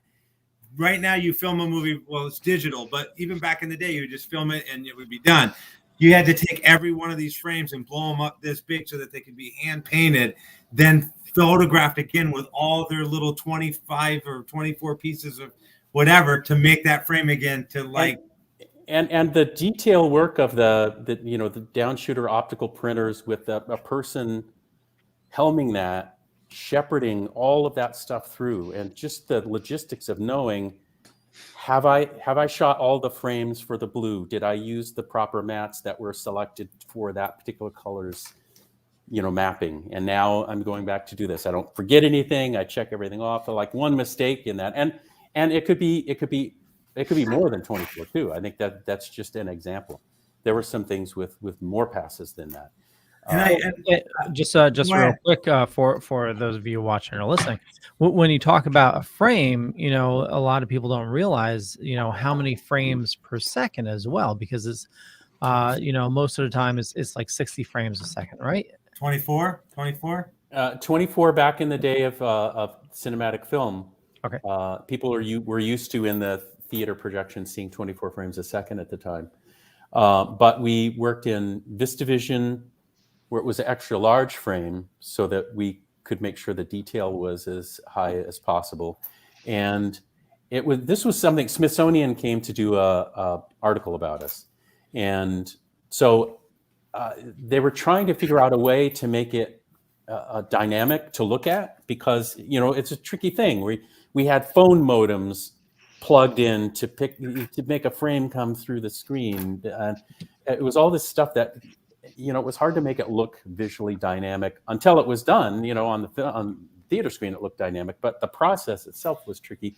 So I let them know. I told the photographer, he had been by my desk while I was doing the MCP, and I was doing the sort of grid line face that's mapped onto the cylinder, and so I'd been doing that all with just a ruler and pencil and doing all the different expressions and stuff. But I said, but you know what would look really dynamic, not just me with a ruler on a desk with lines, is we do dailies in one of the big sound stages where we rear screen project the VistaVision of that day's shots. And so we can walk right up to the screen because it's rear screen projection. So on the front, we can walk right up to it and point at details we like or don't like and get our change list ready. And so if you come see that, you're going to see silhouette of people against a giant movie screen. and that'll be dynamic. So they did. They came had a morning session with us where they shot us silhouettes against the giant Tron images, and then that helped them out for their article. But it was so intensive, and I remember when we would watch. I had a bet with one of the other guys where when we'd see a problem, a glitch, we would call out 1 frame, or it's 3 frames, or 2 frames, or whatever we thought how much the glitch problem was. And I usually beat. I was usually the guy that beat, and I think it was because I had come out of animation first, where I would sit there and create a scene a frame at a time. So when I was watching film back, even at high speed, and you'd have like something happen, I was able to go like 4 frames or 1 frame and know what it was. But it was, yes, it was a lot of discovery that we had things that just, you wouldn't even know that this issue was going to come up until that day. Like we had a scene in it, it's not like an amazing scene, but it was a problem that was solved that helped build the future. We had, a scene where Tron jumps into the beam and is going down. And as I recall, there was a problem because if we put him inside the beam, yes, if we put him inside the beam, it was opaque and you couldn't see him. And if we put him in front of the beam, it just looked obviously not inside the light. So I talked to them and I said, well, can you do any translucence? And they said, no, we can't really do that. So I said, well, as you have the beams hit, the camera beams hit the character, can it measure how parallel or perpendicular it is? And as it gets from more perpendicular to more parallel, to assign, a transparency to it. And they said, well, yeah, we could do that. So we actually just used that, where when it would hit something very perpendicular, it would be opaque. As it got more and more parallel, it would get more and more transparent. And so the effect was kind of like, it looked like the light was glowing on it. It looked like it was invading his body shape and influencing him. So, it just happens, and it kind of works. But believe me, it looked horrible before it looked okay. And we solved a problem that day with somebody writing code. And we're like, oh, that's another scene solved. And so every day was figuring out like just another challenge, another solution. As Magi and Triple I were building their sort of archive of innovations that they were taking with them past Tron, there was just a bunch of that kind of stuff that stayed around and then grew into different sort of algorithms and programs and apps and stuff like that. To me, that's one of the most amazing things about this movie. And again, it's one of my favorites. Like my top 3 favorite movies of all time. But you guys invented this stuff as you went along, and then you'd run into a problem, like Richard Taylor was saying on the documentary, that Kodak shipped you film in a certain way, and as long as you used it, this can, it all lined up. But people were just grabbing film off the can out of order, and you'd get these glitches, and you couldn't figure out why. Yep. And so you guys would put in these little things because it's a glitch in the computer, and you made it work. So like the fact that you guys were like, what are we going to do here? And you like figure it out was, brilliant. And you know what, RW, I think that sort of slight irregularity in it gave it a little extra life. And I think they should have introduced more of that into the legacy film of the, I didn't feel as much of the surge of life inside. And I felt like that sort of the sort of little imperfections, which are all around us in life, these little imperfections, I felt like that belonged. And instead of saying, well, the computers can make it ultra smooth now and not have any imperfections, it's like, I think Legacy more of missed the imperfections back in. Legacy missed the big opportunity to have characters that look like the original Tron in there, even a quick little scene, and they're all kind of over in the corner somewhere, maybe in the end of Lion Club or whatever, and somebody's like, who are these people or something, and they go, those are just some old programs. Yeah, they should have done, I don't know why they didn't do that. They should have nodded to the original more than they did, and they should have had some characters, dressed in the old school stuff and just made a nod, like they're just old programs. Like, Yeah, and it would have been nice, you know. To And, give and you I guys, wish, yeah, and design-wise, it's just a personal thing. I know a lot of people love Legacy too, but it was a terrific effort. But my own taste is I wish they had done a little more with the father-son thing emotionally, but also stylistically, I just wish there was something that made it a little bit more proof that it's fantastical and not just something you could buy as an outfit and wear to a club. You know, Yeah. and the Tron party, you know, there's some things that people put together where you'd go, oh, that's a cool thing, but it's out here in the real world. It has glowing things that I can explain that you can buy and put in a suit. And I just wish that in the film there were things that definitely moved obviously beyond that into things that you couldn't actually replicate in real life that made it a little bit more fantastical. But I was just going to say there was a moment. I know the scene went through a lot of different drafts as it was about to be made back when I was working on the original one, and there was a scene I wish had gotten in. I wish everyone had been able to see it. There was a draft that came through, and remember I called Croyer and we had a discussion on a weekend because we had both read this draft of the screenplay, and there was a scene, and I had worked on the scene where the recognizer, Flynn pulls the parts together to make a sort of rickety recognizer, and there's that shot where the camera circles around as he pulls them together, and then he tries to drive the rickety thing. There was a scene where Ram is there, and in the film he dereses and he says, oh my user, are you a user, and sort of figures it out. In this version of the screenplay, though, it took it to a level that I thought was more chilling and heroic, where it had him in the back watching Flynn do this stuff, and he figured it out by that. He just went, no program could do that. This has to be a user. And so, but he saw him running out of energy. So it's like, it's amazing. I think he's from the other side. He's probably our savior, and he's losing energy and he needs help, right? So he calls to him.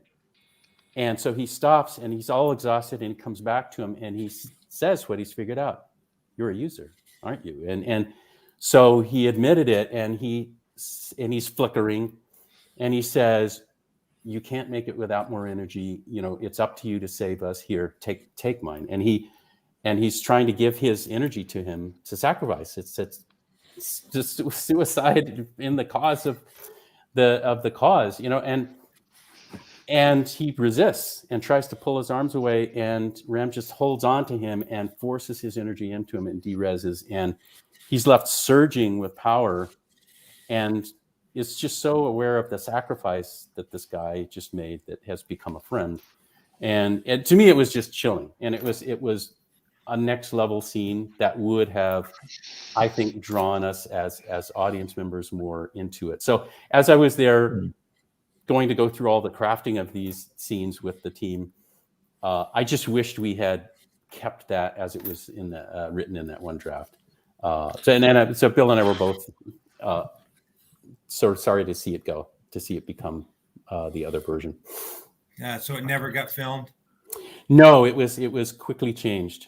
I think there was something about trying. I know there was an effort to get fewer names on the script, and I think the redraft after that was an effort to sort of make it a leaner list. I mean, and again, nothing to me against Daft Punk, but I think Wendy Carlos was definitely missing from the legacy. I love her. Doodle-doo, doodle-doo, doodle-doo, doodle-doo, like her music on her Korg. I don't know. I just felt that we needed, I don't know. We, like you say, we went to a place that's like more like you could go to a club in California or New York and hear this music and see these people dressed this way, where you guys, formulated your own stuff. And I know these were white and black. I just like it because it's the color that it actually was when you watch it or whatever. And a lot of people don't realize that they filmed the the stuff in the computer world in black and white, so everybody's Yep. face is black and white, but Oh, yeah. everything else on them is color or whatever. All the sets were black and white. And Yeah, that must have been. Jeff said It was it trippy was to move horrible into. because he just came off King Kong where he had to look up for something that wasn't there, and now he's like walking around going, "What am I looking at?" But Jeff is the man. So. Yeah, I'll tell you something that was really funny though. We'd had a Battlezone game on the set. Oh, and it was nice. like the arcade version, And I was used to getting in that, looking through that sort of periscope view, and when another tank has you in its sights, you'd have to sort of back up, and you'd see the projectile go past. You'd back up and turn, back up and turn, back up and turn, and the projectile would keep going. And they'd finally get in its view, whip around, and get it. So I was getting a pretty high score, and I was going against other people, and so we were having fun with that while we were working on Tron. And then Jeff would just come, they'd call cut on a scene, and he'd come romping over to the machine. He'd get up in it and just blow our score away. He'd get like way more high score than any of us, and then jump back into the scene, and we're like, oh my God, he is the user. Well, no, he's the dude, man. He's the dude. He's the dude and the user. So I know you have some awesome stories also about Tim Burton and Rob Williams. I wanted to make sure we touched a little bit on that. But before that, so from everything that you've accomplished and seen, and breaking the barriers with Tron and developing new aspects, and even going up to more recently the Marvel experience, with the whole history essentially of CGI in cinema, what do you think the next big hurdle is for us to overcome? I know Disney, they have the whole new system where it's not green screen anymore. It's like in that circular screen system. I don't know what it's called. The 360 projection, like from Mandalorian. Yeah. So what do you think is the next big hurdle for computer graphics in cinema? Well, I would love to see blended reality happen. There's a lot of talk about the metaverse, and a lot of people, I think, assume the metaverse means virtual reality exclusively. It's like you put on the goggles and that's the metaverse. I feel like blended reality is a much bigger vision thing that will mean VR, AR, projections in the real world, letting all of those people in all those separate spaces all completely see and experience each other at the same instant is a much more robust, big vision thing to do. Actually, pushing into that area, but I've given some examples recently to people in that tech field, and they get it, that if I'm able to lay out scenarios where you exclusively go into one of those and you can't accomplish the bigger task, and then I go, now I've combined two of them or three of them, and now let's do it again, and you can get this bigger vision thing done. So I think doing that, which will invite way more people into the metaverse and make it even more universal, it'll exclude fewer people, and be even more, I think, global because of that. I think is the next big thing. And I should say also that just a delight in the last 5 years, just before the pandemic hit, I was an executive R&D Imagineer, so I got to be in the behind the scenes where we're all projecting into future magic, 5 years, 10 years, 15 years out. Got to work with amazing PhDs, handpicked from around the world in all different kinds of science. And it was wonderful that the head of the department had called me in to sort of make me the guardian of story, character, and emotion in new emerging technologies. And I was already sort of in love with all of that. Sidebar thing, and back in 2007, I'd made a trip to Dubai, Abu Dhabi, and Sharjah, 3 of the Emirates, at the invitation of Sheikh Mohammed, and I was hosted by somebody here. At the time they said, the Sheikh is looking for new cities. Do you have any ideas? And Alison Savic, she was the chairperson for new media for the Producers Guild. She was used to, it was wonderful. She would call me with new inventions that were going to go into the industry, and they were eventually going to land up in James Cameron's desk, but she would call me first, and we would spend a couple of weeks going, oh, what can we do with this? And so I was preaching next-gen avatars and virtual worlds and immersion and changing the world. Back then in 2006, 2007, people thought it was kind of nuts. But we actually, I put together a deck, and Allison and I went and had 8 days in the Emirates pitching to the Billionaires Club. And my deck was called Infinity City, and it was supposed to be the first city built physically and virtually at the same time, maximizing best design practices for communication from physical to virtual, and not a retrofit of an existing city. And called Infinity City because the population could infinitely expand and still be real and useful for actual things, and fantasy too, but real life. And I remember there was a key moment. There was a woman that saw one of the presentations, and we were there during the time where the big real estate convention was happening. So there were whole rows of buildings that were going to be built, and people were already purchasing things that were going to be built. And the huge Sky Tower was almost finished when I was there. But she said, now wait a minute, you're telling me that this entire wall behind me could be media? And I said, yeah. And she goes, I don't want my kids coming home and playing a 10-foot video game. So I said, okay, let's say that your kids are still at school. You've gotten home from work a little ahead of them. You have 25 minutes to yourself. And you make a cup of tea, and you pull up a chair next to this wall. And 100 miles away, your mom, you haven't been to her place in a month. She makes a cup of tea. She scoots the chair next to her wall. And the two of you just see each other life size. And you forget there's even a wall there. Yep. And you just chat for the whole 25 minutes and look each other in the eye. And she's like, oh my God, I would love that. And she's like, she had tears in her eyes. And she went from I hate it to I must have it when she realized that the same friggin' tool could either mean exploding things for points or having a heart-to-heart with someone you love. And I think that thing of blended reality of making sure that all of us get folded into for whatever purposes we want, whether it's games or fantasy or storytelling or being together. I would much rather that we were doing it that way now, so we could swear that we were a few feet away from each other, looking each other in the eye. I mean, have you guys ever done a good room scale VR? From the earliest times, Vive room scale to me did it the best, and it's very different when you do room scale VR than just kind of VR in general, because VR in general can often be, a movie's wrapped around me. When it's room scale precisely, and there's no latency in the system, so it's real time, you don't sense any lag, your nervous system gets fooled, and you swear that things are real. You swear you are somewhere else and the objects are there. So that whole thing is different. And I think not just having the novelty of wraparound imagery, but going for the high quality, fool your nervous system into thinking you are literally somewhere else, and that the object in front of you is real and the person in front of you is real, is a vast difference. I don't think people think of it as a vast difference until they've experienced it. And then, so I think that's critical. I think it's not just the novelty of wraparound imagery. It's swearing that you're in another space, and just accepting it. I almost sat down on a couch, and the person had to go like, no, it's not there. And they did a test at Weaver, the place that did the Blue.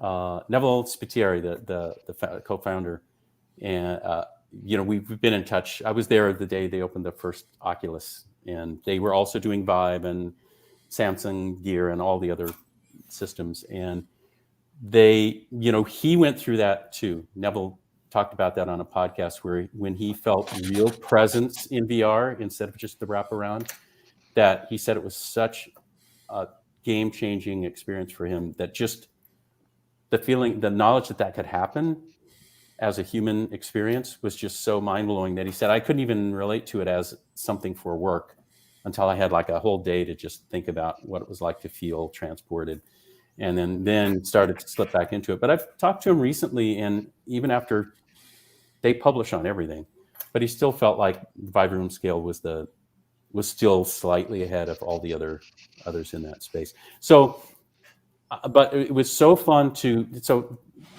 that's just a preamble that I've been into all that stuff, in love with it, and in love with storytelling and character and all of that stuff. But I'm equally in love with how the new technology can bring us together as humans and let us feel emotional connection with each other, and then whatever stories and entertainment we want to do as well. And so it was a treat to be sort of amongst these innovators at the bleeding cutting edge in R&D.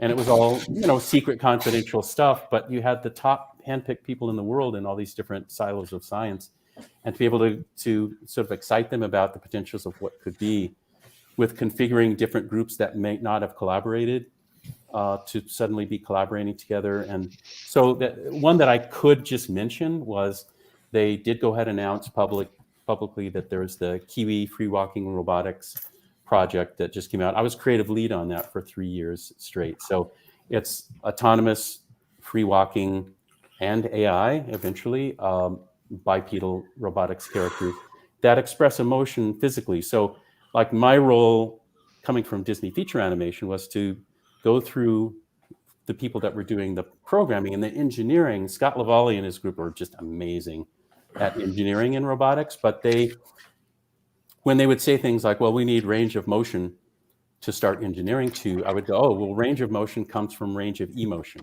So we're not going to do calisthenic things where we do stretches. I'm going to have a character go through a story where it takes you through all these different emotions, where it's depression and then hope and then dreaminess and elation and excitement and anger and like all of these different things, and feel it vividly and express it. So I took on Stasha Surdike, a wonderful actress, through performing this character with all those different emotions vividly.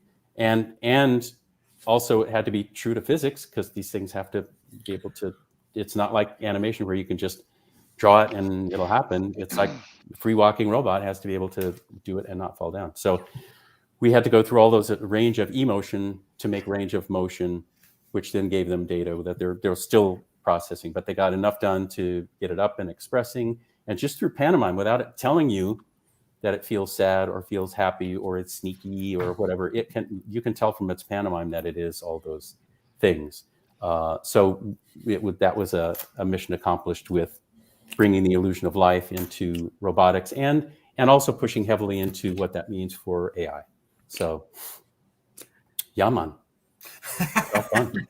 You know, how many Terminator movies have we seen so far? And should we really be mixing AI and robot? Don't even. Well, that could be a whole other show, because I got heavily into a group that was developing AI also with them, and was creative lead on an AI project for a year as well. And it was so interesting to go into talking about what AI is meant for, how it happens, sort of the thinking process to make a character seem alive and in the moment, and to build rapport with you. And also there's a vast difference between AI, meaning algorithms that run big systems, like a Facebook algorithm that drives you towards controversy so you click more, or Winnie the Pooh that seems to be actually that character and doesn't break character and is able to be your companion and build a rapport with each one of us differently, so that the Winnie the Pooh that's been with me for a week has an entirely different set of experiences and bonding than the one that's been with you. So it's always in character, but always custom experiencing the world that you introduced it to. That's a whole different way of thinking. And it's not just fantasy. I actually had, before I went to R&D, I had a guy who's really innovative thinker, Mike Torsha, who's a nutritionist and physical trainer, for a lot for people in film, but he has clients beyond that as well. But he just said, hey, I'm getting too many clients to take care of myself, so I'd like a photoreal AI version of myself. I don't want anything cartoony.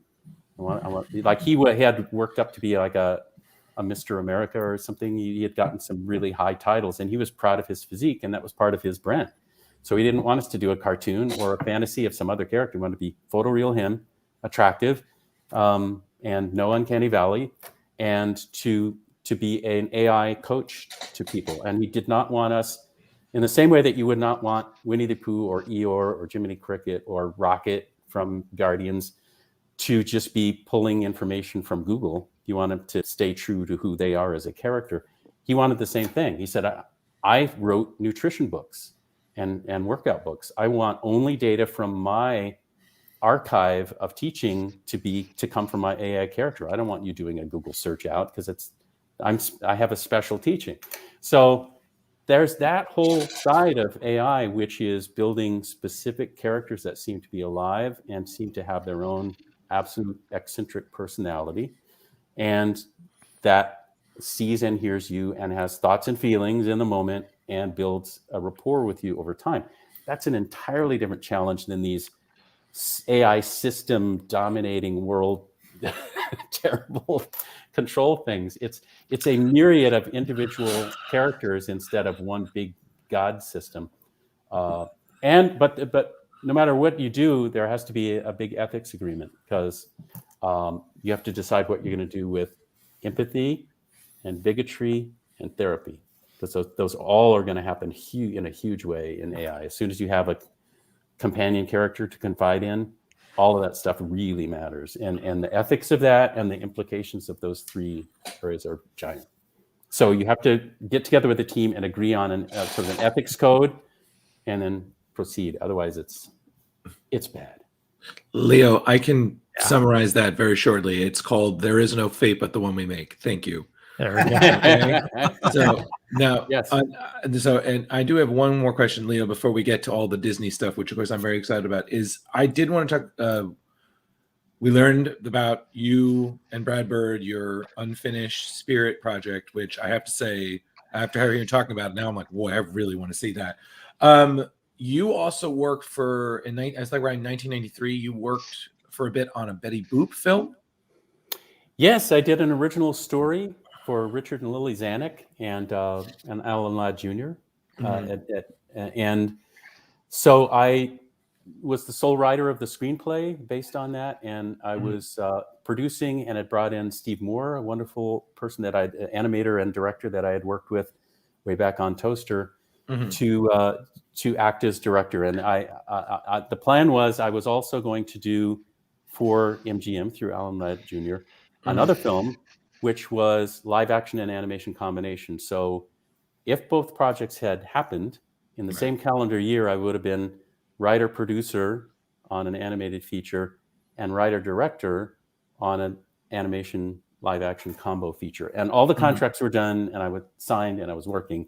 And they fired studio chiefs, and like a dozen films got unplugged. 2 of them happened to be mine. So they all went away. But we were about 80% storyboarded and 2 weeks from recording on Betty Boop. Bernadette Peters, Harry Connick Jr. Whoa. And Robert Morris, and it was a great cast. And I was glad to see later that in Iron Giant, Brad used Harry Connick Jr. We were going to be the first people, but wound up not to be the case. But I really love that. And Ronnie Yeskel was my casting director on that, and she had cast Reservoir Dogs and Pulp Fiction. Wow. And so she was my casting director on Betty Boop. She knew Harvey Keitel, of course, from Reservoir Dogs. She cast that. And so I wanted Bimbo the dog to be voiced by Harvey Keitel. And I first was knocking on his representation door, and they're like, get out of here, cartoon, you're crazy. So she slipped Harvey Keitel the script behind their backs, and she called me back. She said, Harvey had a comment and a question. His comment was, "I am Bimbo the dog," and his question was, "What else has this guy written?" So she said, so he was all set. So Harvey would have been the Bimbo the dog, and so that was a real loss too when we lost the film. A lot of terrific people had gathered. and were heavily into production. And then you had people like that I always wonder what that would have been like. Who was supposed to be Betty Boop again? Bernadette Peters. Yo, that would have been amazing. And Harry Connick Jr. and then Robert Morris as her father. And it was an original story, and it was full of heart. And but I felt like it was true to Betty Boop. And the Zannicks, Richard and Lily Zanuck, were great to work with.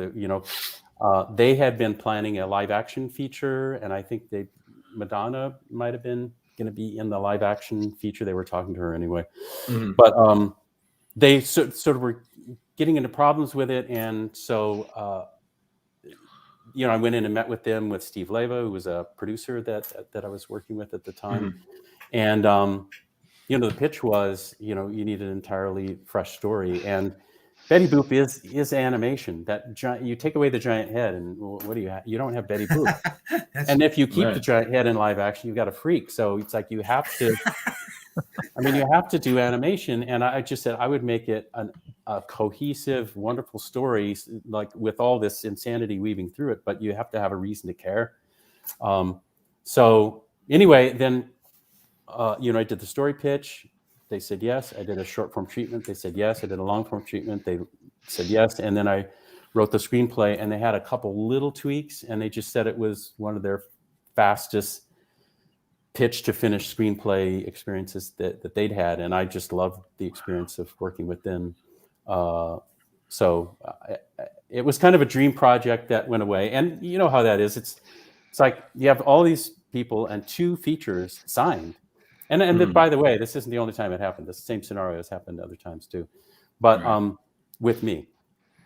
But you go from insane busyness and true creativity and wonderful groups of people, and then you're unplugged, and then people go like, "Have you been doing anything?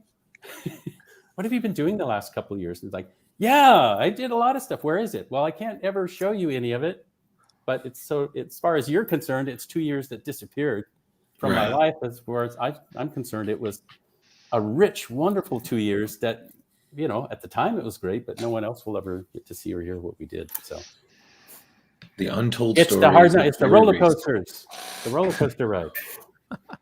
Behind the scenes with Jerry Rees, everyone.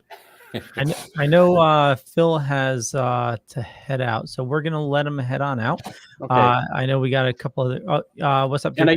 And I teased no, I was Nightmare Before Christmas thing. I teased the Nightmare Before Christmas thing on Facebook, so I have to. Oh, yeah, totally. We have to hear your Robin Williams story. And that too. So Phil, where do you like people interacting with you? Yep. Sorry, I got to leave. I told the wife a hard 10 o'clock. But yes, you can find me. I forgot that it's so late for you, Philip.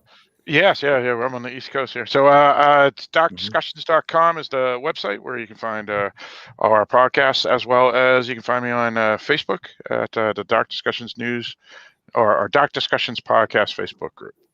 Awesome. And you can find all that in the show notes up above or down below, depending on where you're watching or listening to us. Phil, it's always great to see you, my friend. Yep. Nice to see everybody. And nice to meet you, Jerry. Likewise, Philip. And I like your shirt. Oh, thank you. Yes, Wonder Woman rules. All right, talk to you later, folks. See you. Bye-bye. Bye, Philip. So yes, Jerry, we not only share the same birthday, but we both had interactions with Robin Williams. Unfortunately, yours was better than mine. It's not a competition, but yes. Yes. Well, and thankfully it was wonderful for the audiences. So that's the main thing. Oh, wow. That was a treat. And it was it was sort of the inverse of what I was talking about, projects that are almost happen and then don't happen. This was the opposite. It was not on anybody's books. Robin was not on anybody's casting list. I was not slated to direct it. And it suddenly was something that did happen that was wonderful, that wasn't planned. So it sort of makes up for the ones where you plan heavily, it almost works, and then it dies. This was something where it was just suddenly a gift. And so that, would you like to go into how that came to be? Yeah, totally. Go for it. Well, it's just licking the wounds from Brave Little Toaster. So had gone to Sundance. Sundance had screened it. they a couple of the judges came to me on the side and whispered that individually. So this happened a couple of times where they said, well, you know, in private, all of us got together, the judges, and we decided that you have the best film here this year. But if we let a cartoon win, they won't take the festival seriously, and we're trying to get Sundance rolling. So we can't tell people, but secretly we think you have the best film. So that was kind of nice but crushing at the same time. So I was like, where's the little support? And then Scurus Pictures had stepped up and met me there, and they got it that they said, this is like an evening film. This is a college and young adult film. This isn't a kiddie film. So screw the matinees. We're just going to have like regular evening theater shows with this in art house movie theaters around the country. And so I said, yes, that's great. You get the film and the poster back there, the toaster poster. I've been noticing it the whole time. That's an original acrylic one sheet that I did back in the day. I never cleaned it up or anything. That's the original rough. But I had that on display in the Groundlings Improv Theater to try to draw people to one of our screenings at the Wadsworth Theater out here. And that's awesome. I was just trying to get people in the theater to see our film before Sundance. And we got really wonderful reviews at CNN and Entertainment Tonight. Were saying sharper and wittier than anything you're seeing coming out of Disney. And Blade Runner. Yeah, Blade Runner for children. I saw that review. I was like, what? That was a nice recent one too. That was very nice. But back in the day too, that was just wonderful comments.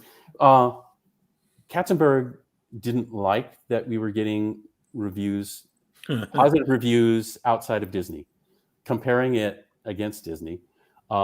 So one of the things the Disney Channel had the right, because they had invested along with different, James Wong had invested, Disney has invested, New Japan Airlines had invested. I think it was a what's the name of the company?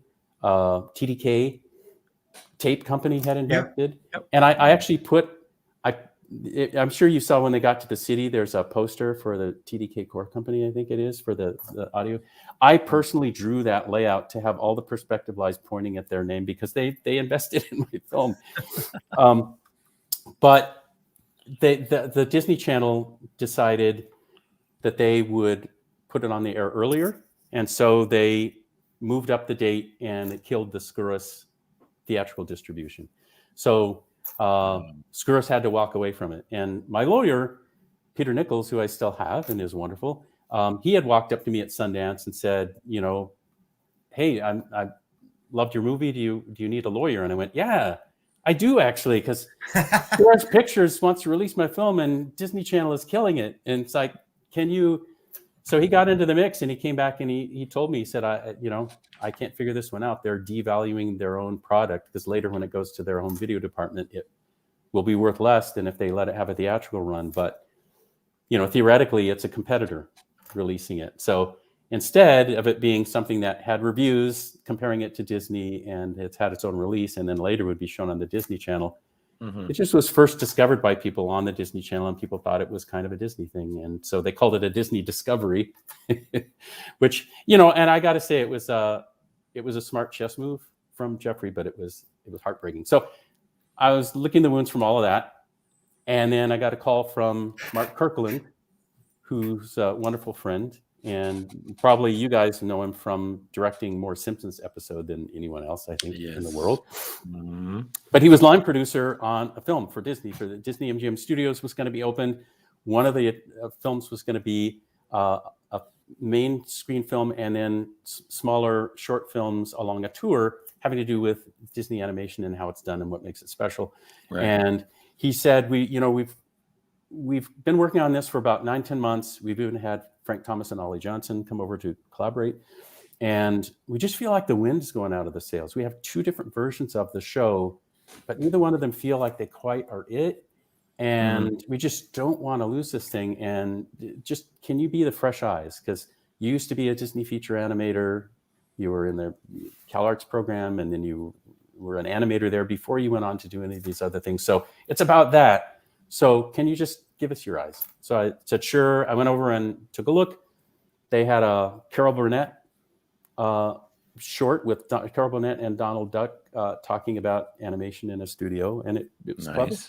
And then they had a Siskel and Ebert, who at the time were film reviewers that were at the time very well known, and they were talking about Disney animation and showing you giant cells and all of that. And so at the end of it, I said, all due respect, none of this is about what makes Disney animation special. It's like the things you're bragging about are things that anybody doing animation could brag about. It's like how many frames per second. If you stack them all up, this is how tall the stack would be, and they get painted, and all of this. It's on cells. It's like this is just the logistics that happens anywhere. This isn't what makes Disney animation special. And so I told him there was something. I had gotten in a big argument with the producer of Plague Dogs. He was trying to lure Tim Burton and I to join his group.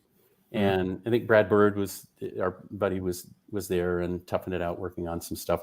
But, he loved rotoscope and just tracing things. And I fundamentally disagreed with that as being a way to make characters come alive. So my argument to him was, the characters have to be actors, blah, blah, blah. He said, no, they have to just shut up and trace. So I said, well, I'm sorry, it's not how you move the characters, it's how the characters move the audience. And, not how you move the drawings, it's how the drawings move the audience. And so anyway, I came back and told them that at the Carol Burnett and the Siskel and Ebert thing. I said, it really has to be about that. So none of this is yet, but it has to be about story, character, and emotion. And it's like every department is the story department. That should be what you're telling. It's like you don't pick a color because it's pretty. What does that color say emotionally about the character right now? What it's going through. You don't pick a costume or a prop in the background just for miscellaneous reasons. It's like, what does it say psychologically about the story right now that you need to feel? And so as every department being storytellers together in the moment and having it equal strong emotions that give the characters thoughts and feelings. So they said, well, let's talk again in the morning. So I came in the morning and I had written up a whole thing, and I said, if I were you, I would cast somebody like Robin Williams, and I would just have him be a kid in a candy store and have the story told to him that if you do all these things about making choices because of emotion, you'll feel them, and have him turned into a cartoon character and sure enough, feel all those things, have all those things happen to him. And just, oh my God, who could feel it like Robin? He can just go, he so vividly can express that stuff. So anyway, they said, okay, just a second. And Bob Rogers, it was his studio. He dared to call. I think it was Peter Schneider on the other end of the phone. But he called up and he's like, yeah, the two versions of the film that we've been working on for the last 9 or 10 months. It's like, I think we're going to unplug those. What the fuck? Like, well, this guy, Jerry Rees came by. Who the fuck is Jerry Rees? So it's like, well, he used to be an animator there. So anyway, they a lot more curses. He went up and said, yeah, sorry. No, it's fine. I just imagined, you working in Disney, that very much everything is PG. So, you guys used to say, I know, but I'm just saying, again, the environment, and then the I was environment like, yes, it was very harsh. So, so anyway, they said, okay, you've got like 2 weeks to get something together for Peter Schneider to look at, and then if it passes him, you got another 4 weeks to get something ready for Jeffrey, whatever. And I said, what are you talking about? You just asked me to come by to be the fresh eyes, and they went, nope. Oh no, you have to direct this. So suddenly it was like I got to cast Robin, but I had one more hurdle because Jeffrey was like, his attitude was Robin Williams does not belong anywhere near Disney animation. He's a crotch-grabbing adult comic with substance abuse problems. And so maybe Hollywood Pictures, Touchstone, we're using him in Good Morning Vietnam, but not animation. It's Bible Belt, family friendly, all that stuff. So no, I know you want to be an entrepreneur. It's like making the Jerry Rees statement, but this is not going to happen. So I just said, okay, Famous last Do you words. think Pinocchio was a charming Disney film? Yes. Do you think Jiminy Cricket was a charming Disney character? Yes. Well, do you know who voiced Jiminy Cricket? It was a man named Cliff Edwards. His stage name was Ukulele Ike, and he worked Blue. You could buy records with him singing dirty lyrics at the time that Pinocchio came out, and he had substance abuse problems. He sadly died an alcoholic. So I said, it's exactly the same situation. And Walt saw past those flaws to see the absolute charming character he could be on the screen. So I would argue I'm making kind of a Walt choice here, not the Jerry Rees rocking the boat choice. I'm going back and using that as a model. So he's like, okay, but only because it's an experiment in the park. It's a short. So if it fails, we haven't lost that much money. I would nowhere near a feature.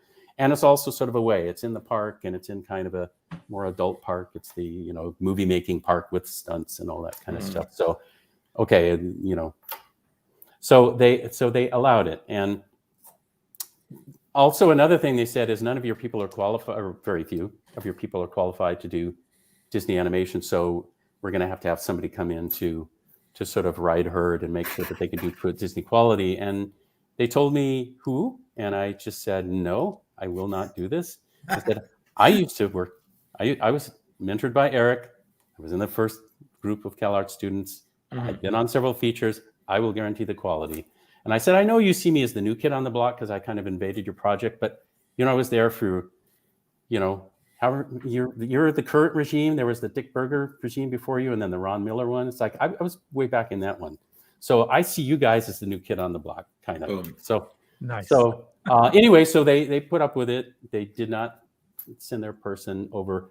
Ironically, two things happened. One is they changed from your people aren't qualified to trying to hire them out from under me. They were calling them at their desk, trying to talk them into coming to work at Disney. So Bob Rogers and I had to write a letter, sort of a friendly cease and desist letter to Disney saying, we're glad your opinion changed from not qualified to must hire, but please wait until the movie's done because we're making it for you.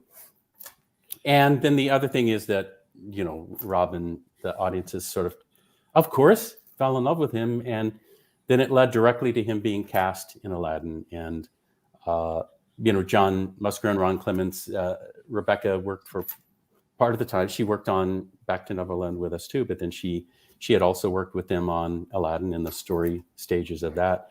And they asked, what's it like working with Robin? Is he a loose cannon or whatever? And she said, Jerry and Robin had a great old time together. So, you should talk to him about it. And I was so glad that then Jeffrey moved away from, he must never go near our features, to come on in, and Aladdin happened. So I was proud of our little team.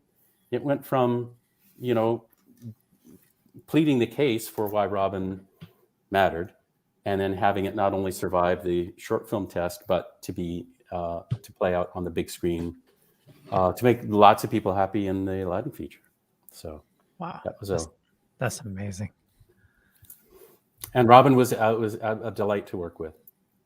So it was funny. We at the beginning I was showing him through the storyboards, and I had, of course, had to write what he might say, right? Because I had to do a story reel, and Corey Burton, who's an amazing voice person, did temp voices for me for Robin and for Walter Cronkite and for Peter Pan and everybody else. And it fooled Michael Eisner. He thought I had actually gotten Robin and Walter to do temp voices for me for the story reel. And so I called Corey and let him know. He was very proud that had happened. But I had written a bunch of stuff to do this temp thing, and I'd bring Robin in before I shoot the live action. I recorded his voice to start animation in gear before I filmed the live action stuff with him. So he was walking through, and he was like, "Oh, I hope you let me play a little bit." And I said, Robin, I only wrote this stuff because I thought it was approximately what you might say. Believe me, I'm not trying to take over any of that. I had to give the executive something to listen to. But, once Walter sets you up with this line, you can play in this whole area, And then the only thing I need you to do is come back and give him another line to tip the domino towards the next thing that Walter has to say. And then you can play over here and you can play over here. And he was like, oh, I don't want to change everything. There's some good writing here. So he was like very accommodating and friendly. And he would just want to know, he'd be like, oh, what are the things we could talk about? What was this? What was going on then? And I would talk about, oh, there was this film and this film. And he'd get into the different characters. And then it was like a Cuisinart of creativity where he would just go nuts with characters, but he would want to be fed like the raw material first. And then he would do a scene, and I was astounded by this. He could do something that would bust me up. Like, for example, there's something where in the middle of a scene, he absolutely busted me up. And after I called cut, I went, that was so funny. Can you move that to the end? And he was like, oh, yes, just go again. Sure. So he sounded just as improv as ever and moved it to the end. And I was like, oh my God, I didn't know he could shape it. It's like, I knew he could like conjure it, but I didn't know he could reshape it and have it sound just as fresh. So that was just great. And also just the sweetest guy you can imagine. And Marcia, who was with him during that first recording session, we went and talked to her because we were keeping him a little bit long. And, you know, he was doing the improvisation, which is another thing that led to Aladdin. Part of the Back to Neverland short was having Robin do improv. As soon as he figures out he's a cartoon character and he could just do anything, he goes through this improvisation and changes and morphs into a bunch of different things. Well, Ron and John had looked at that and went, the genie. Oh my God, Robin, improv, metamorphosis equals genie. So that was another reason it helped set the stage for that to happen. But we were working kind of long with him. So Marcia was a good sort of keeper of Robin in those days. She was trying to get him more healthy and sort of away from substances and all of that good stuff. So we saw her as a real positive force in his life. So we huddled with her and said, you know, we're keeping him a little bit longer. Is that okay? And she said, he's having fun. I can tell. And he's really excited. And if we leave now, he's going to want to go to a club. And when they see him in the club, they'll say, hey, Robin Williams here, and come on up. And he'll be on stage for a couple hours. Please keep him late. Please keep him working now. So we did. And then later, you know, we shot the live action a couple of months later, but the animation was already beginning. And then I was able to take the animators to go meet him. So they'd already had time to animate some of his stuff and have flipping scenes ready. So then I just gave them some alone time while I was moving to another stage. So Robin and the animators had their time to talk, and he was just delighted. I saw pictures later of them flipping scenes for him and him just busting up and having a good old time. And he came to meet me afterwards before he went to his dressing room, and he took the time. He said, oh, I was really flattened. You know, they're so special, these people. And he had tears in his eyes, and he was talking about how moved he was by their gift of creating things that seem so magical and alive. So he didn't take it for granted at all. And so anyway, I had no negative things and all positive things in my whole experience with Robin, and I was so happy that he got unleashed again in an even bigger way with Aladdin. And he was in great hands with John and Ron. And my editor went with them. Don Ernst was my editor on that project, and he was a producer on Aladdin. So that was sweet. You know, it's surreal. You know, I have to say, Jerry, you are pretty good with impressions. Like, yes. I was going to say, have you done voice work yourself? Number one, do you do? Occasionally when it's needed.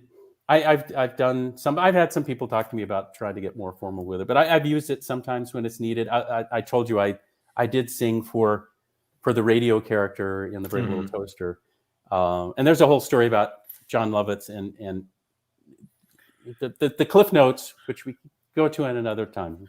But the Cliff Notes are John Lovitz was delightful and wanted to be in the film, and I wrote the role for him.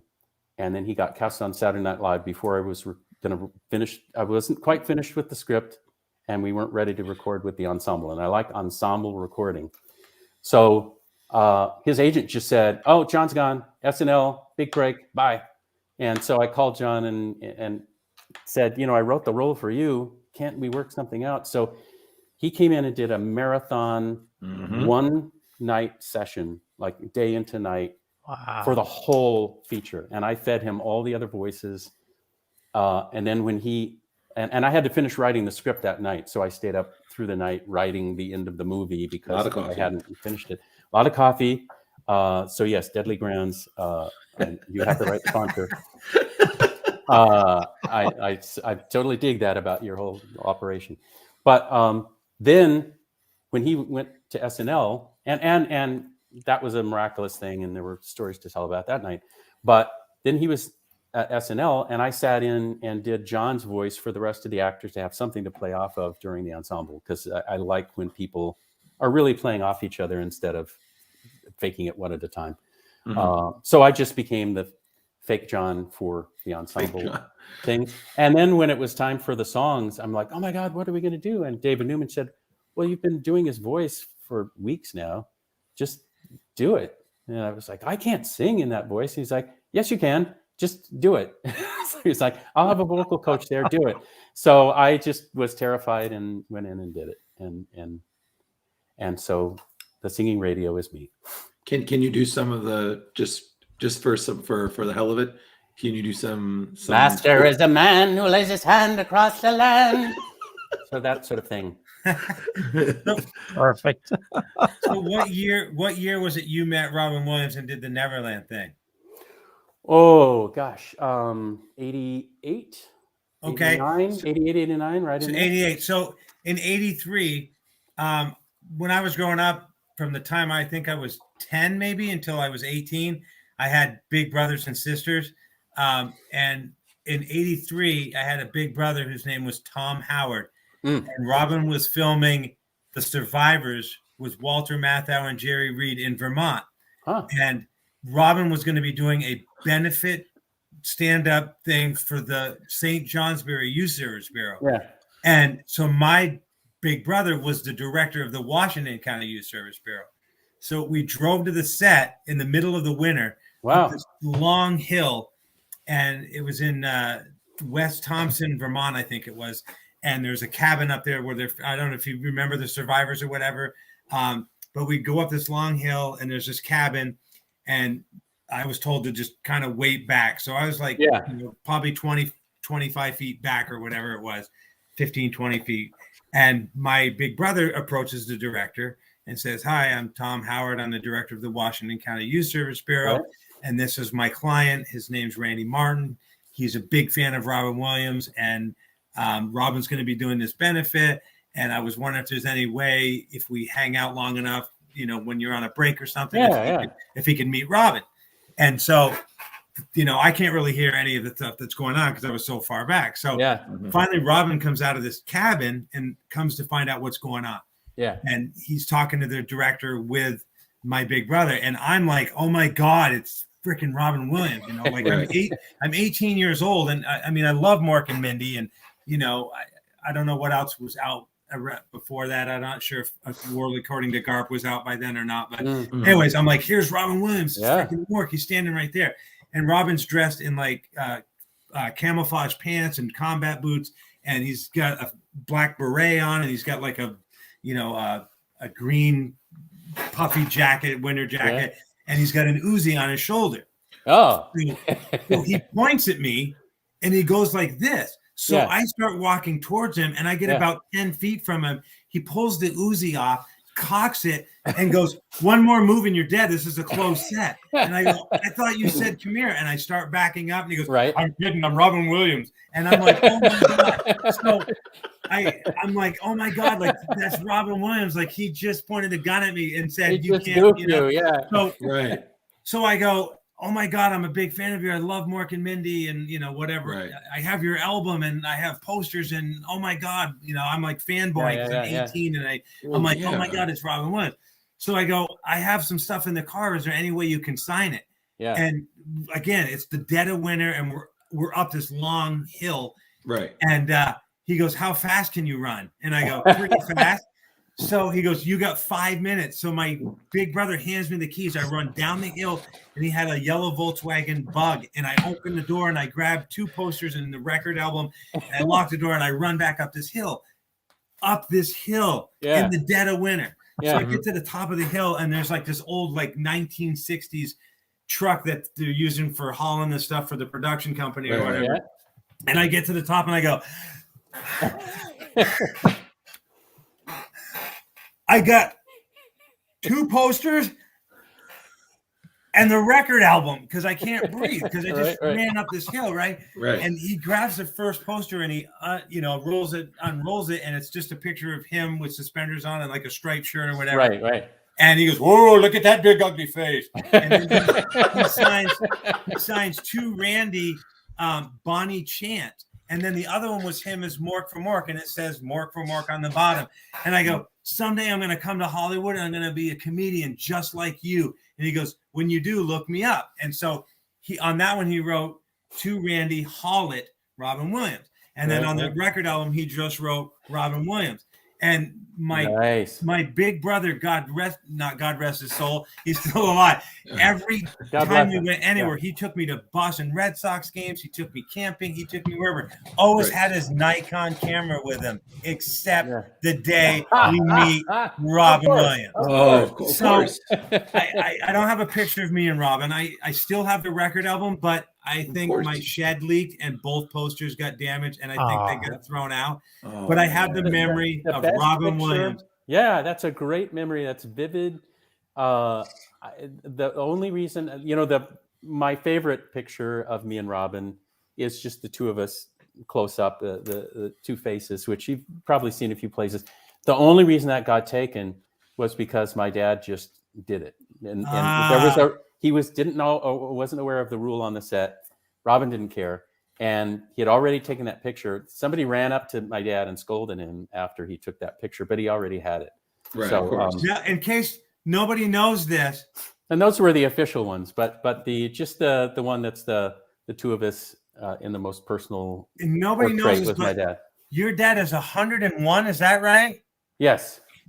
Jerry's father is 101 years old and still builds fiddles or violins, depending on what you want to call them. Yep. It's insane. Still fiddled and still drives and goes to the market. I'm going to start taking care of myself now. But, maybe I'll get there eventually but pizza is just so good, It's just, I have one of those memories, RW, that I don't have a picture of, but I went to the Lincoln Center to see Robin in Waiting for Godot. I had gone back to New York to do recordings with him to finish up on some of the walk around monitors for Back to Neverland. I needed some extra lines, so I went, and during that time, and after the recording session, he said, "Oh, did you come see the show?" And I said, "No, I have to plane flight tonight," and I went, and it was just too crowded and stuff. And so he saved tickets, and he told me, "I have a seat for you tonight. Please delay your flight and just meet me on this side of the theater. Just wait on the sidewalk there, and I'll take you in a side door." So I was there in the evening, and it was foggy, and I just see 2 figures walking out of the fog, and I hear as it comes closer, one of the voices is Robin, and he comes up, and I go, "Oh, come on!" And so it took me, and it was Steve Martin next to him because they were together. No way. So just the 2 figures out of the fog were Steve and Robin, and they took me in the side door, and I went to my seat and watched. And then he wanted me to come to the dressing room afterwards and talk and everything. And then it was so funny. Marcia, still the protector, she's sitting there, and so he had talked to me. I asked him questions about the play, and he was talking about what it meant to him. And then I said, "Well, I've got to leave." And he was like, "Oh, we'll drive you home." And I said, "Well, no, I'm just going to walk." And he was saying, "No, it's dangerous." And so Marcia was standing behind him, and she was looking at me like, "Don't come with us." Like he's been really nice.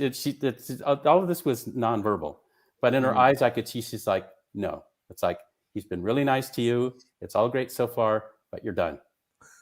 So I was like, "Oh no, Robin, I can just walk. It's close, my hotel." And he's like, "Oh really? Okay." But it was. I thought again. I went, "Good job, Marcia." It's like she's being the protector. But that image of the 2 figures out of the fog, and it's Steve and Robin, was just sweet. And of course, years later, it was wonderful to then direct Steve in Disney's 50th. So That was kills great. me is in '94, I took a job for like a month and sold my truck, and I forgot how much money, but let's just say $1,000. I don't think it was that. I think it was like $800 or whatever. And I took a Greyhound bus from Waterbury, Vermont to California, 3-day trip on a bus. And back then, Greyhound was running this 99-cent round trip. Oh my God! Your friend rides for free. Whoa! Wow. Yes, so me and my That's buddy Rick insane. went 3,000 miles on a bus together for $100. We stayed at the Hollywood Roosevelt. The first thing I do when I get there is I pick up the phone and I call Robin Williams' agent. Yeah. And I say, "Hi, my name's Randy Martin. I met Robin Williams in 1983. He said if I ever made it out this way to look him up." Yeah. And his agent said, "My job is to get Robin work, not to put you in touch with him. Have a nice day." Oh, jeez. God. So damn. I never, in all these years, and now obviously it's too late, God rest his soul, was able to hook up with Robin Williams like he told me to Well, do. if you had gone through an agent to try to get your stuff signed, it never would have gotten signed either. It's like, Robin himself was much more accommodating than the people around him. But, it's like, they do need protection. I from get it. endless, but it can be very frustrating at times. And it was nice to know that he was not that way. Right. He was very accommodating and sweet. And it was just great. Hey, Leo, do you I tell you, I've cried really, really hard twice in my life. And the first one was August 16th, 1977, when Elvis Presley died. Mhm. And the second time was the day Robin died. I was a complete mess on both of those days. And what's funny is I lost both my parents in 2005, 13 days apart. Oh. My dad died October 23rd, which was just like a week ago or whatever, in 2005. Yeah. And my mom died November 5th, which is in 4 days in 2005. And I love my parents, but I've not cried as much over them as much as Elvis and Robin Williams have touched my inner soul. And I could not believe the day that Robin was gone, as I'm sure you couldn't, and millions of other people couldn't either. Yeah, what a sweet soul. And I have a feeling that his vulnerability was one of the issues, and some illness and things like that. But so sweet. Yeah, but I'm glad we both have stories that we can hold on to about him for until I get Alzheimer's. Drew, what were you gonna say? I was gonna say, hey Leo, do you remember that time that you asked me to sit in on when Jerry Rees and R.W. Martin were there? That's a good story. When they told their Robin stories, that's me contributing here, because I have, how many Robin stories I have? Zero. Well, I have a Robin story, but it's actually a third party. And I know you teased Tim Burton, so we'll get to that, and then I know we need to wrap things up. Right. But actually, we had Anson Williams on about a month ago, and he was telling the story about the Mork from Work episode of Happy Days, and he said when they first got the script for it, it was the worst script they ever read. It was absolutely horrendous. I think he said the writers left, and then the guy that was playing Mork walked off the set because it was so bad. And then all of a sudden, somebody found this kid named Robin Williams, brought him onto the set, and he improv'd just about the whole thing. It was absolutely insane. Sounds like Robin. Yeah, but I mean that was Patsy Weber himself gave us that, and it was that was a pretty crazy story. What's funny is that may have been the worst story ever, but it wasn't. Fonzie jumping the shark was the worst story ever. That shark has some bite right now. Oh man. Yes. So Jerry, you teased a little something. I did, and since I said I would explain more, I should just at least do that. I know we're running horribly long, but I just 3 hours. I want to point out that was me. I said 3, and I said 4, and that was 4 hours ago. Numbers follow after, so you were close. I'll keep it as quick as possible. No, don't. There's a whole Friends with Tim for about a year. Oh, cool. Awesome. Yeah, man. You know, just got you did the spoiler, so I was like, I gotta, sleeping bags at Tim Burton's apartment. Well, for about a year, we really hung out together a lot. Amazing. And we would go see like Glenn or Glinda, the Ed Wood. The Ed Wood feature and Plan 9 from Outer Space and stuff like that at the New Art or the Scurris Cinema and stuff like that. And we did it because we really were intrigued by eccentric filmmakers and odd stories and stuff. And we'd watch things like the Creature from the Black Lagoon, and Tim would be talking about like, look at how mean they're being to this creature, and they lure it, and like the woman in the swimsuit gets in the pool with it, but then they have to shock it, and it's like how terrible they're treating him. And so he would have this sort of empathy with things that were odd, and it just would happen a lot with like Friday night, Saturday night, we'd get a couple beers and watch like Samson overdubbed movies, Mexican wrestler movies where they go into a fight sequence and you'd have the overdubbed dialogue, and then during the whole fight scene, no sound at all except that and so we just loved that kind of stuff. And we did a couple films, and that the one Doctor of Doom is like here it is, the Doctor of Doom, which is the black and white film Tim and I made together. So there's the original film, which was cult classic. Yes, which some people have retrieved from the I forget, American Film Institute, I think, ran a copy off of that before they sent the original back to me. But anyway, so we had a wonderful time together, and then we got busy with other things. But for about a year, we just really hung out together, and then eventually Rebecca and I moved up north to Northern California. It was when we were heavily trying to get the Spirit off the ground. So we're up there, and then we go up in 82, around 83. So Tim and I were hanging out like 79, 80, that kind of thing. So by 83, we go, all our friends are back down in LA.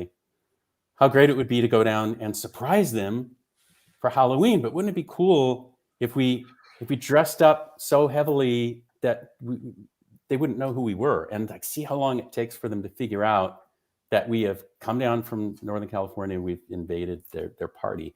So we needed an ally. So I got in touch with Tim and said, can you help smuggle us back into LA? And he said, hey, yeah, absolutely. He said, you can stay in my loft. I've got this place where I'm in Old Town Pasadena, where I'm developing some stuff outside of Disney. And so, you could use that place to crash. And then you can use I have this Mustang. You can borrow my car to drive to the party. So it was this old rusty Mustang. And so Rebecca and I took sleeping bags, and we had gotten a key from him. So we went up into this loft, the second story, and we laid out our sleeping bags to sleep there the night before Halloween. And all around us was Jack Skellington and Sally and The Nightmare Before Christmas in 83. Wow. This was like 10 years before the movie was a thing. Right. And there was, near the front door, there was a sculpture by Rick Heinrichs of Jack Skellington. So Rick had carefully followed Tim's sketches, and it's just kind of amazing to see how he kept the spindly proportions of Tim's drawings. He respected that as he made it into a 3D sculpture. And there were some things, a lot of things that were in the film, and then some things that weren't. I remember there was a tumbleweed snowman that really caught my attention, and so we go to sleep surrounded on all sides by the concept art for Nightmare Before Christmas. And then the next day we had for the party, and Tim's car died on this, and so Rebecca and I had to push it to the side of the road and then try to just hitch a ride and stuff. Of course, none of us had cell phones to call anybody back in the day, but so we made it to the party, and it was big thanks to Tim for letting us stay in his place and giving us his barely working car. And but then we went to the party, and Harry Sabin, dear friend of mine, figured out who I was in about an hour. Like, even though I was in a full jumpsuit and had masks on and stuff, he came up, Right. Jerry, I know it's you. So, but anyway, it was, and it just, I still have pictures. Tim asked me to take, and we did Doctor of Doom was our first home movie that we did together. And then we did Luau together was our next big, horrible extravaganza. But during that time, he had asked me to take some pictures. He wanted to do sort of freaky pictures for Christmas to send to his family and friends. So I had done, this was back in the days before Photoshop or anything. I just did double exposures in my film camera, still camera of Tim's head being held by a mannequin. So in Tim's apartment, he had a mannequin that was just the mannequin with no clothes. And then for Christmas, he put a clear coat over it. I guess it was a raincoat, and then hung Christmas balls all over it. And that was his Christmas decoration. So I superimposed Tim's head being held by the mannequin in the transparent sparkly raincoat. Wow. And so that was, and I did prints of that at the local photo store, and that was what he used to send out that year. But I have a whole series of pictures that I've never shared with, like, slides and stuff and negatives of Tim and the mannequin, that I just took a whole series of pictures of him posing with the mannequin in different ways and sitting in front of it. And I have to get around to that someday. I just have not ever posted them.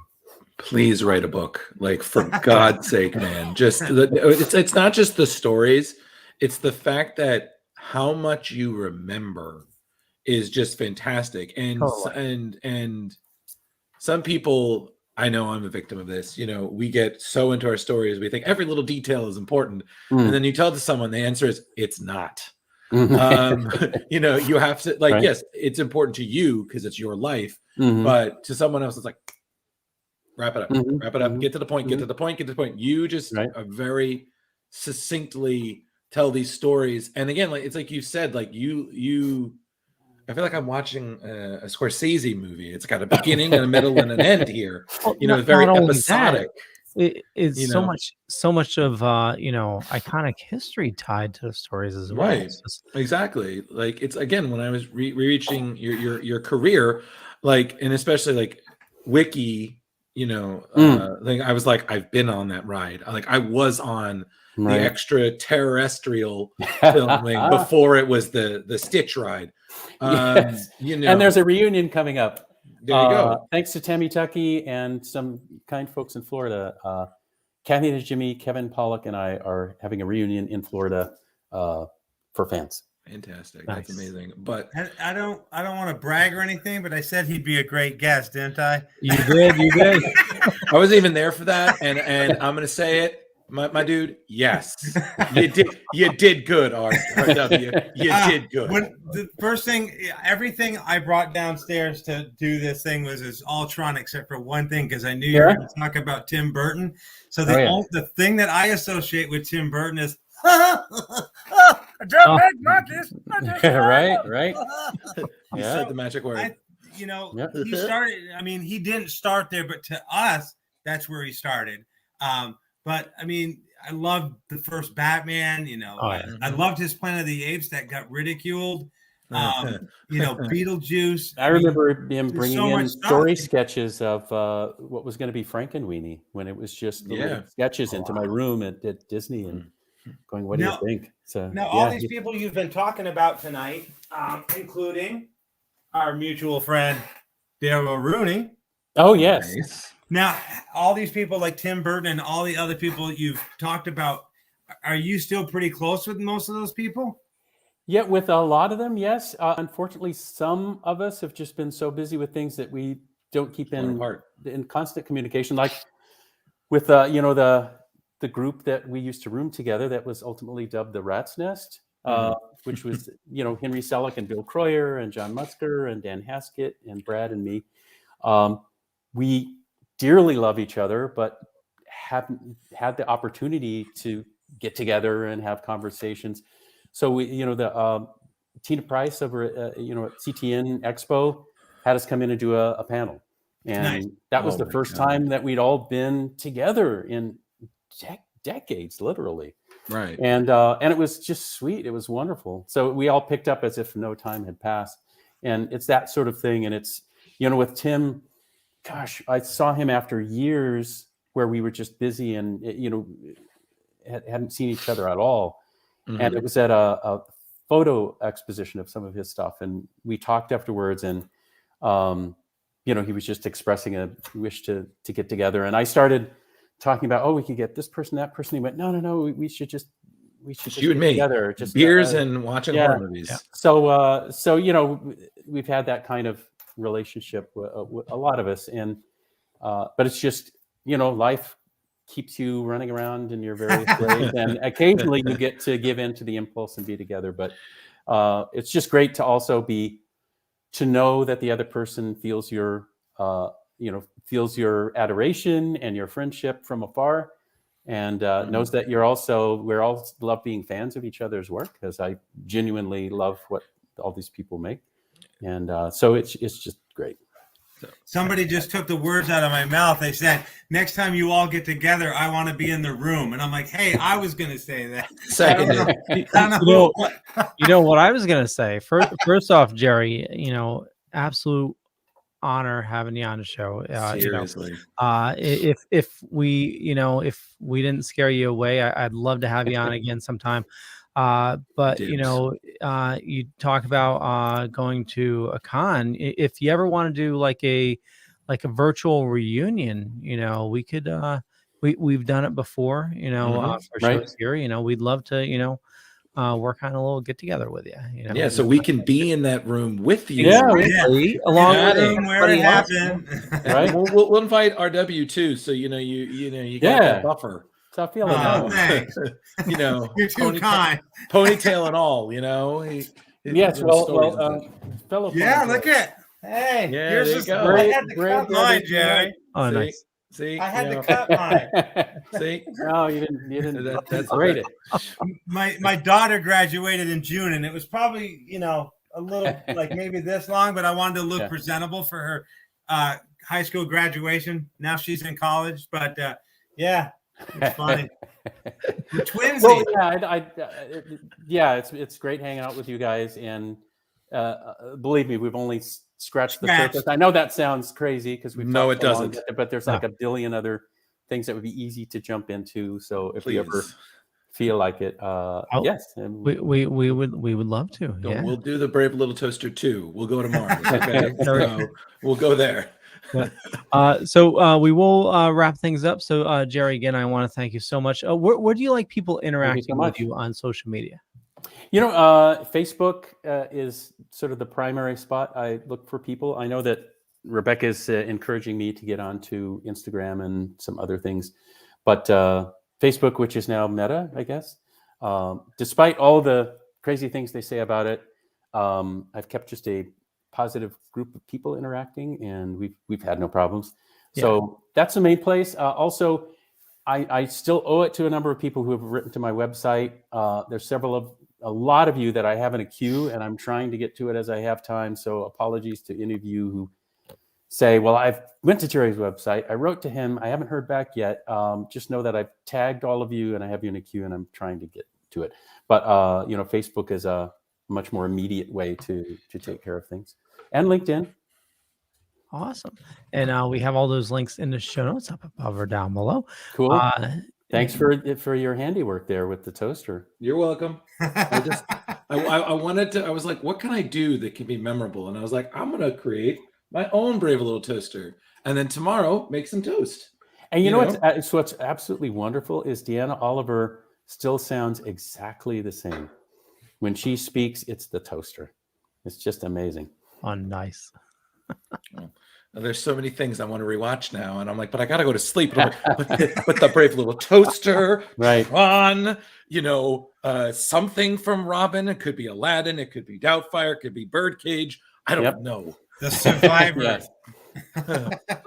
And by the way, a quick shout out to Henry Selick, who everybody was celebrating Nightmare Before Christmas, and Tim and Richard Kraft did an amazing job in that spectacular show, but Henry's baby. also just Henry directed it, and every shot he worked meticulously over, and his team was doing breakthrough cinema in stop motion that was not happening at the time. You know, when Jack's singing his song about like what he did wrong, and the camera's moving around him and the spiral and everything during the stop motion, it's just nobody was doing those sort of shots. And Henry was the perfect guy to make sure that Tim's vision didn't get watered down, because he was a kindred spirit in making sure that he was breaking the mold all the time. So you know, and I had lunch with him in Northern Burbank before he did it, and he was contemplating, should I do Nightmare Before Christmas? And he was pondering. He goes, it's Tim Burton's Nightmare Before Christmas. Like, everybody will just think Tim did it. And I said, well, it's still going to be you directing a movie, and you get all your stop motion people together and do something spectacular. So it's still somebody paying you to work. And remember, if it does well, and then they all want Tim Burton, it's like, great, Tim's movie. Now 100 people want Tim. There's only one Tim. And you directed the actual movie. So then maybe the second or third person who gets a note from Tim will go to you. So he was like, well, logic. Okay, I guess. I'm so glad he took it. Right? It's a shame we don't do as much stop motion animation like we did with Ray Harryhausen and the Rankin and Bass, like Christmas specials with put one foot in front of the other. Like, that was genius stuff growing up as a kid, watching those Christmas specials with Rudolph and Santa. And Henry and his team took it to another degree. In fact, some of his people went to the Fantastic Mr. Fox, and they were told to dirty it up because they were doing it too smoothly and beautifully. Yeah. So it's like he made them too good. Yeah. All right. Well, sorry, I segued and no, you're good, no worries. I heard a bang. It was way away. Coming in. Just wanted to make sure Henry got a shout out, because everybody. There you go. Yeah. Nightmare Before Christmas, and I love Tim and I love Henry. So Jerry Rees loves everybody, guys. Yeah. He's all around great guy. Mr. Drew. Oh, I'm nobody, but I'm really glad I'm here, because I've always wanted to be part of something that felt like an interview documentary. So thank you, Leo Pond, for making that happen.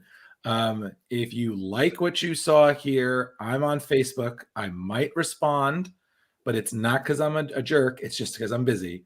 I'm on Instagram. Goes with Marina 1984. I write for Screen Rant. I do a lot of projects here with the Dorkening and all this other stuff. I'm generally pretty pleasant to meet, depending on the day. And I just sometimes like to do things because I figure, what the hell? If it's great, it's great. If not, I look like a schmuck and we move on. So awesome.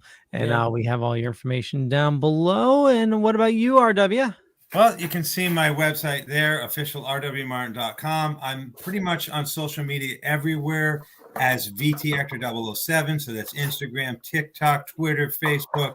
On YouTube, I think I'm RW Martin. I'm on the Internet Movie Database. But if you just go to officialrwmartin.com, at the very bottom of the page, there's links to everything I just said. And I just want to one last time thank my main man, one of my friends, one of my dear friends, Jerry Rees, for agreeing to do this and sharing just a little teeny tiny piece of his life with us. And we will have to have him back again to share some more of it.